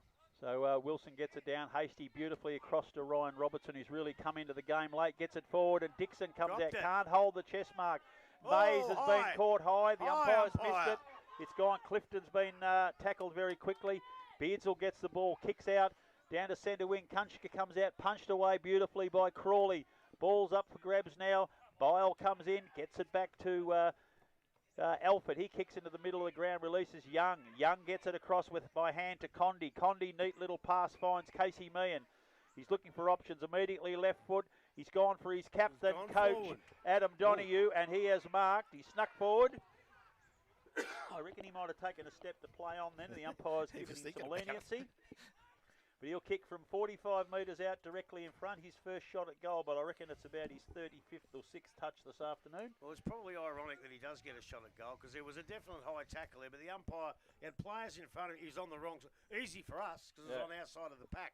But you can't pay what you don't see. You can't guess. Adam Donoghue, normally a beautiful kick of the football, and that is no exception. Straight through the middle.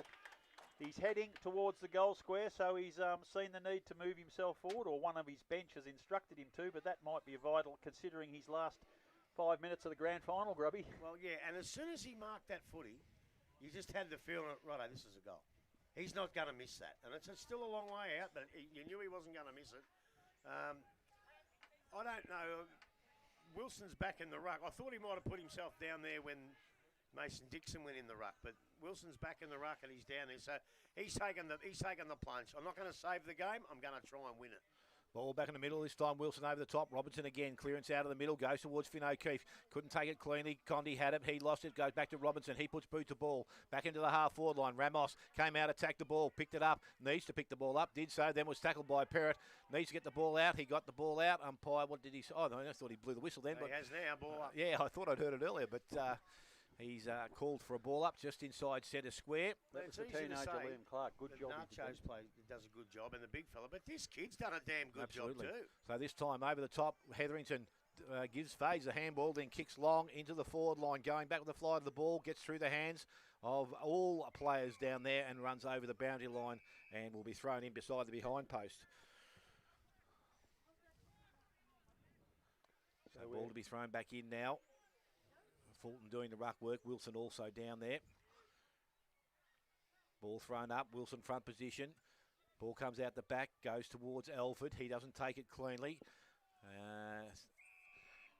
Belamatevsky, he did have it. He was tackled and brought to ground. So we're going to have a ball up this time. Pretty much at the top of the goal square. Bannockburn's attacking end. Ball up, out. Comes out of the contest.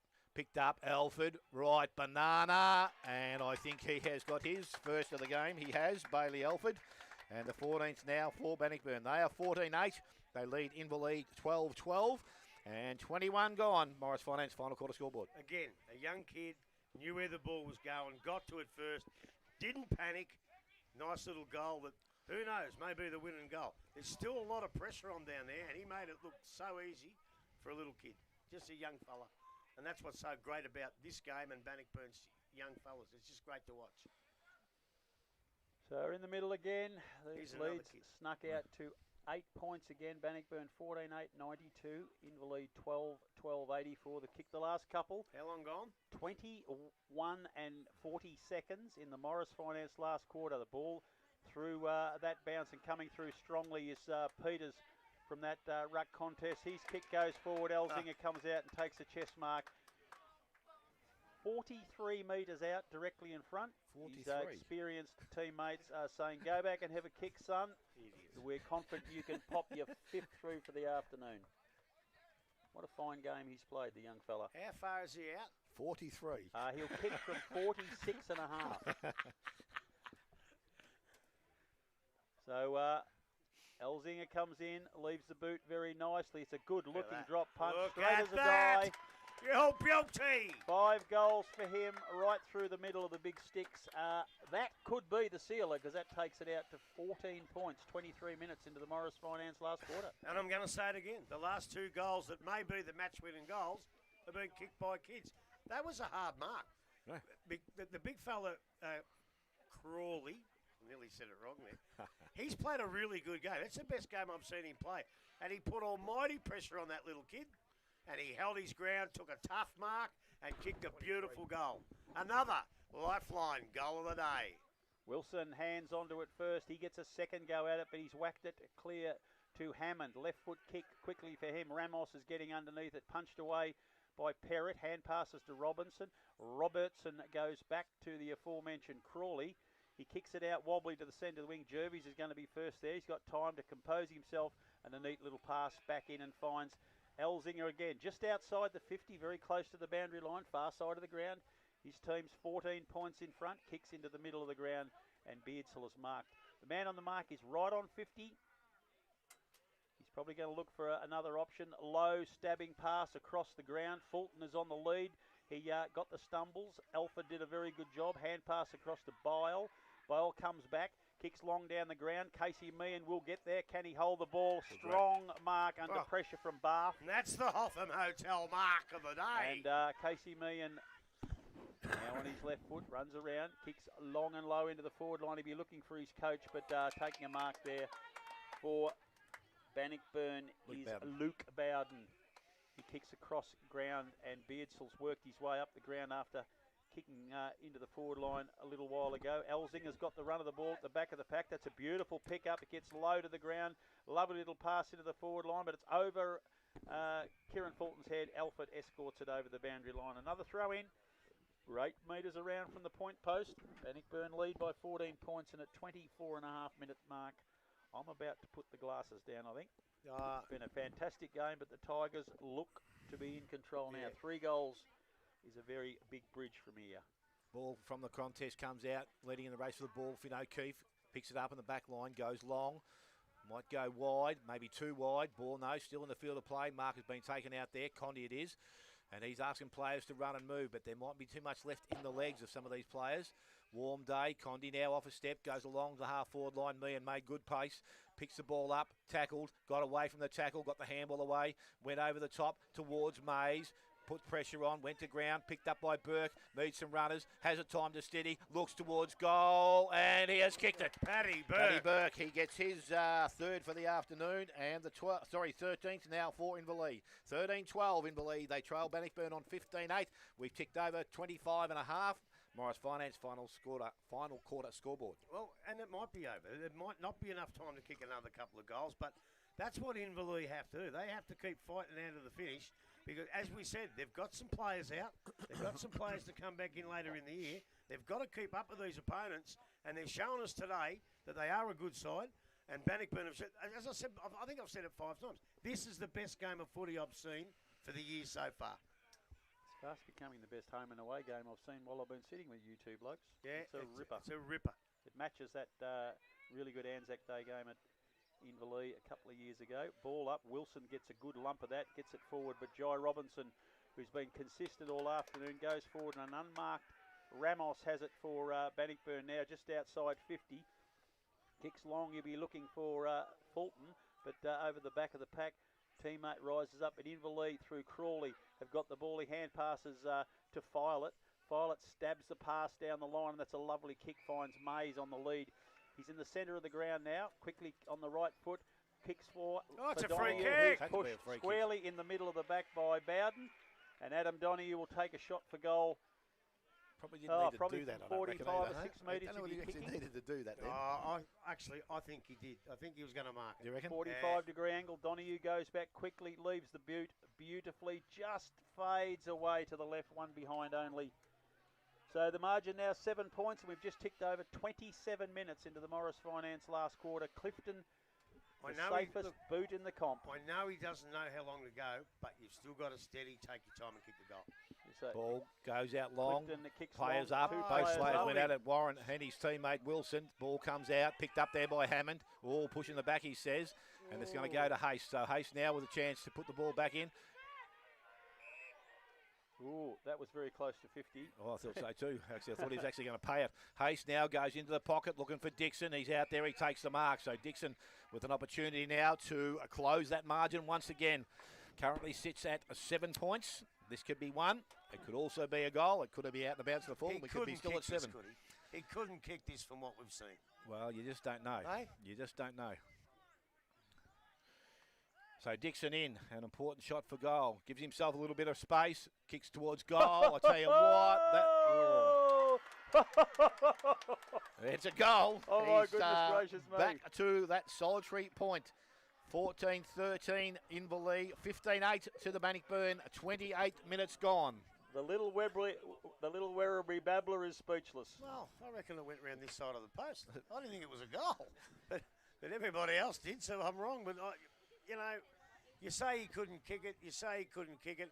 But in the closeness of the game, you bloody well hope he does, and he hasn't. And it's back on. Oh, that bridge too far might not be as far as you thought, Robert Cameron. No, ball you're is dead right. back in the air. This time Wilson, a little touchdown. Doesn't go too far. Probably a little bit high there on. I don't know. I think he staged it. I think he could get it high. It but looked to me to chest. That's what it looked to me Peters like. it was. Wins possession of the ball. Goes out wide. Hetherington made space. He's rucked and he's pushed forward. He's doing it well at both ends. He's got plenty of time. The players are telling him to slow right down. I think his option will be long, and he's going to aim for the goals. He reckons he can get the distance. So Hetherington now. Don't grab him. You grab him, mate. He'll get a free. Starts his procession in. Will need to kick this every bit of 55. Geez, he got every bit of the extra ground that he needed. Kicked the ball long into the goal square, and it's gone through for a minor score. So we've got 15-9 now to Inverleigh, a 2-point lead. Inverleigh with some work to do, so Perrott decides to go and go straight down the middle of the ground. Peters comes across, mark not taken, kicked off the ground at ground level. Keefe picks the ball up, he goes long into the forward line. What happens here? Mark to Dixon. Oh, he can't kick this one, can he? So Dixon now from a position of about 30 metres out. What a game. Directly in front, almost. Can go back and put them back in front. Could be the last kick of the day too, you know, we're getting close. We're over 30 minutes. Oh, what an amazing game. So Dixon now comes in. You're thinking, oh no. Don't lay back, son. Stay From up 30 straight. metres out, his kick going towards goal. This could be it. All over. Kicks. Oh, no! He has not even scored. He's missed it by 15 feet. Too close to the man on the mark. I thought when he was running in, kick it quick, son. So now the ball delivered outside the contest. They go out long. That's Mark is a great taken kick. out there, and that's to Ramos. So Ramos now is just told to slow down by all his teammates. Yeah, but you can't slow down. You're better off moving it quick. Ball goes long into their centre wing position. Ball out the back. Mark not taken. Comes to ground. Hetherington's out there. Ball at ground level. Hetherington feeds the ball forward, only as far as Perrott. He comes back inside, goes towards Circuit. Mark is taken. Circuit now wants to swing and go and does so. Goes long, goes to the pocket, out the back. Ball's not taken. Where it's dangerous spot. Handball comes out. Bannockburn win possession. They bring the ball out to Battaglia. He's running. This is Locke. Has nothing up ahead. Can go to his brother but goes back inside. Perkins has made good ground. He decides to slow things down. So Perkins now has got the ball. Option, goes back. Mark will be taken. The young players just sharing amongst themselves. This is Hose. How's that poised for a young bloke? So Hose now looking to go down the line. Decides to go long. Mark required. Kunska's there. Alfred ends under the contest. Mark has taken a siren and sounded. And Bannockburn have won by 2 points. Wow. 15-9-99 have defeated Inverleigh. 14-13-97. Goal kickers for Bannockburn. Elzinger, 5. Fulton, 3. Tristan Battaglia, 3. Ramos, 2. 1 each to Bailey Alford and Josh Kunska. And for Inverleigh, Mason Dixon with 5. Paddy Burke, 3. 2 each to O'Keefe and Warren. 1 each to Donahue and Meehan. What a great game we have seen, boys. We'll come back shortly and cover off everything that's happened here this afternoon. You're listening to 94.7 The Pulse, your home of local football. I am alive.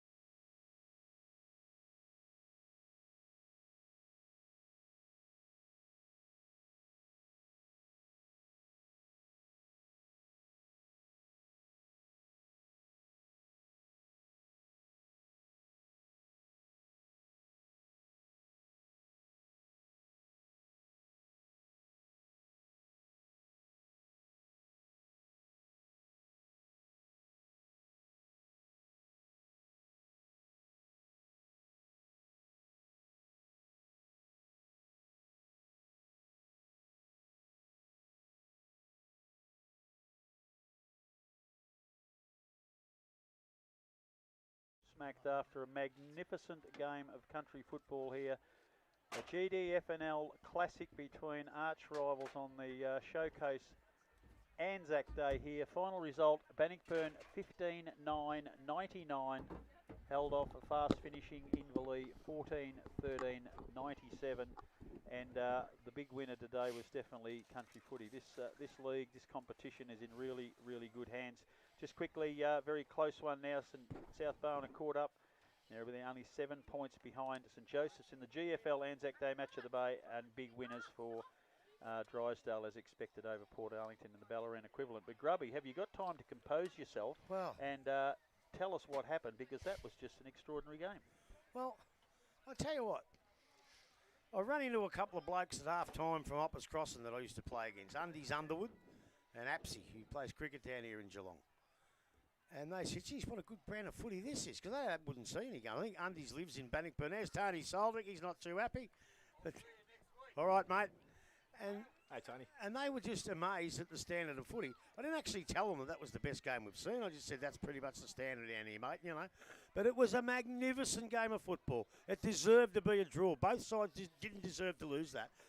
They gave everything they had in a warm day, 25 degrees. We haven't played in these conditions. And they just gave everything they had from the first bounce to that last minute of the game. And, you know, young Dixon, he had the chance to win it for him, and he couldn't quite do it.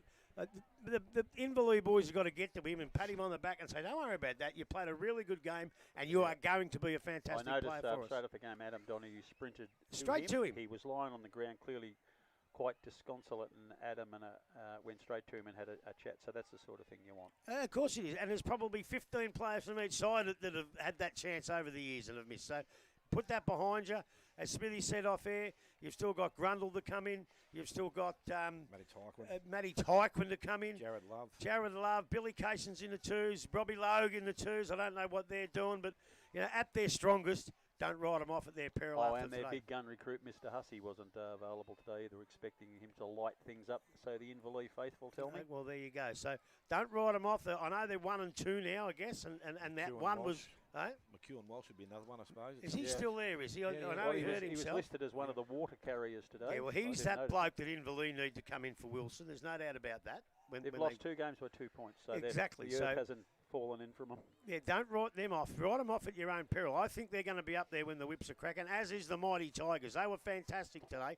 Right near the end, they were put under some almighty pressure, and they just found a way to hang on. And a Ronnie Pilgrim side is renowned for that. They found a way to hang on the other 2 weeks ago or 3 weeks ago against Werribee here, and they're going to be there when the whips are cracking as well.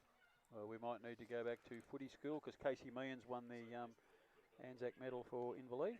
Yeah, and I'd just like to thank the judges of the medal, Casey Meehan's dad, his uncle, because there's no way Casey Meehan was the best player. No way, but he played. He was a focal point, and he did a great job, and he'll get better.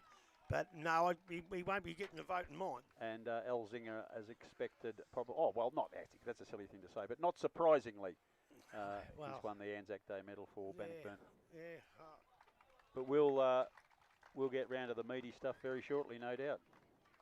I might start off if you're ready to do votes, gentlemen. I'll throw the hat in the ring. I'd like to give 1 vote to the umpires. I thought they were very, very good. I'd like to give 2 votes to Mr. Elzinger, who's just won the medal for Bannockburn. But there's not much doubt in my mind that Adam Donahue was the best player on the ground today. Probably would have had it nearly 40 times, mainly as a backman, but he's gone forward, kicked a goal. Could have kicked another one, but certainly was a live wire for his team all day. I told you, I can give 3 votes. Donahue, for me, was the best player on the ground. Just his ability to win the ball from the back half. He put himself forward in the last quarter, and I suppose you've got to try those things to win a game of football. But he intercepted marks. He uses the ball very well. He knows where to run, how to run, and delivers the ball nicely. 2 votes. I suppose Elzinger, a young kid, 5 goals in a game of this capacity, to me, probably deserves a 2. And I went looking for a third, and I was just impressed with Ryan Robinson today. Just his work around the contest was very, very good. So I think Ryan Robinson, for me, will get my 1 vote. Well, look, I also found it very hard too. And most of the players I want to put in here are Inverleigh players. They seem to have those players, which just I think means the contribution from the Bannockburn as a team probably won them the game because they had a lot of good players. That's as hard a word to say as Malamacheski. I'm going to go for Paddy Burke for 1 vote. I thought he was really good all day. He almost won him the game in the finish, and I thought he was terrific.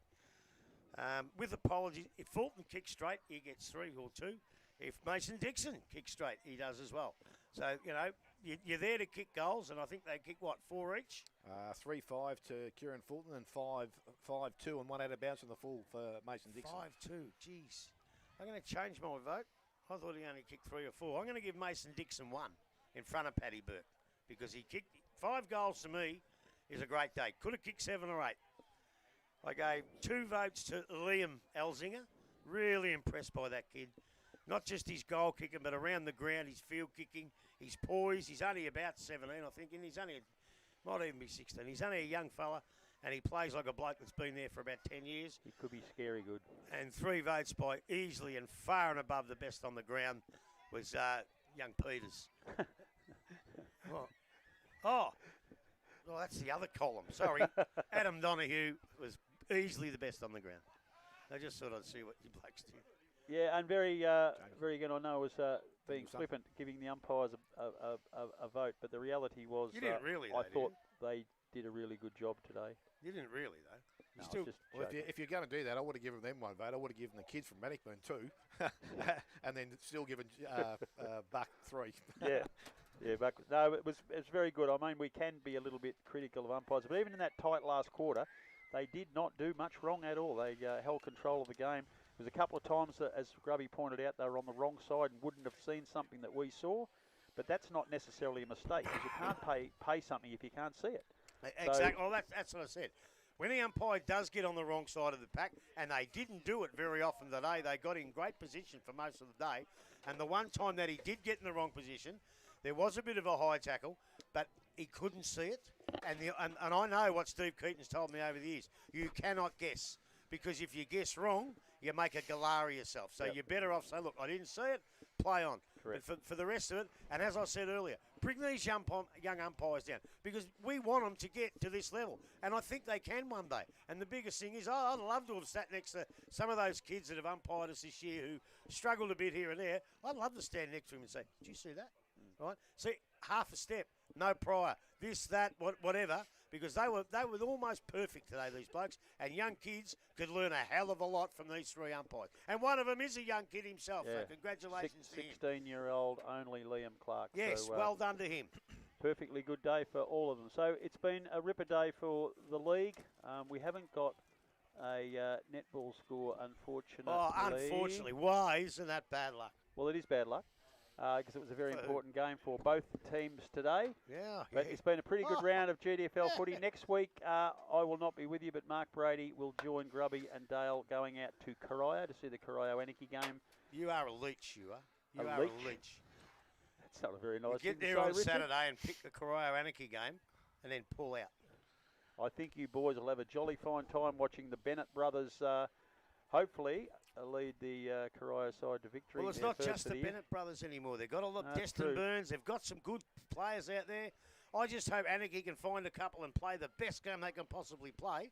And I tell you what, it's not going to be this standard. No. But if it gets half there, we'll have a great day. Yeah, yep, agree. The competition's really, really healthy. And I think I've pointed out, I spoke to Brenton Reese, who's arrived at Winch, and he come from Ballerine, and he admitted that he thought he was going to get it a little bit easy, and he had 2 games, and he said, it's no easier to get a kick in this comp than it is in Ballerine around the ball. It's hard and tough. And as I suggested earlier, the look on Reece Conker's face when he came off the ground earlier, I don't think he was expecting to see today's the pressure of the game, today's game as it was either. Yeah, look, I agree. And as I say, he's not the first one to get that. So here's a question for you, which I don't think you'll know the answer. Who won the Hotham Hotel dinner for 2? Adam Donahue. No. Oh. No. Nobody did, because we gave it out on Saturday, you idiots. Oh, bad luck, Buck. It's the same round. Poor old Bucks comes second again. Not to worry. Okay, it's 5:05. We better go because the boys back in the studio need to go home and have their evening meal. Thank you, Alan and Robert. And Robert in particular, thank you for your time pre-match to talk about your feelings about this very important day, which is Anzac Day. It's been a great day for the competition. Thanks, Sir Robert. And a great day for footy. So thank you very much for joining in today, listeners. We'll be back next week. As I said, Corio versus Anakie will be the GDFL Pulse FM match of the day from 1:15 next Saturday afternoon.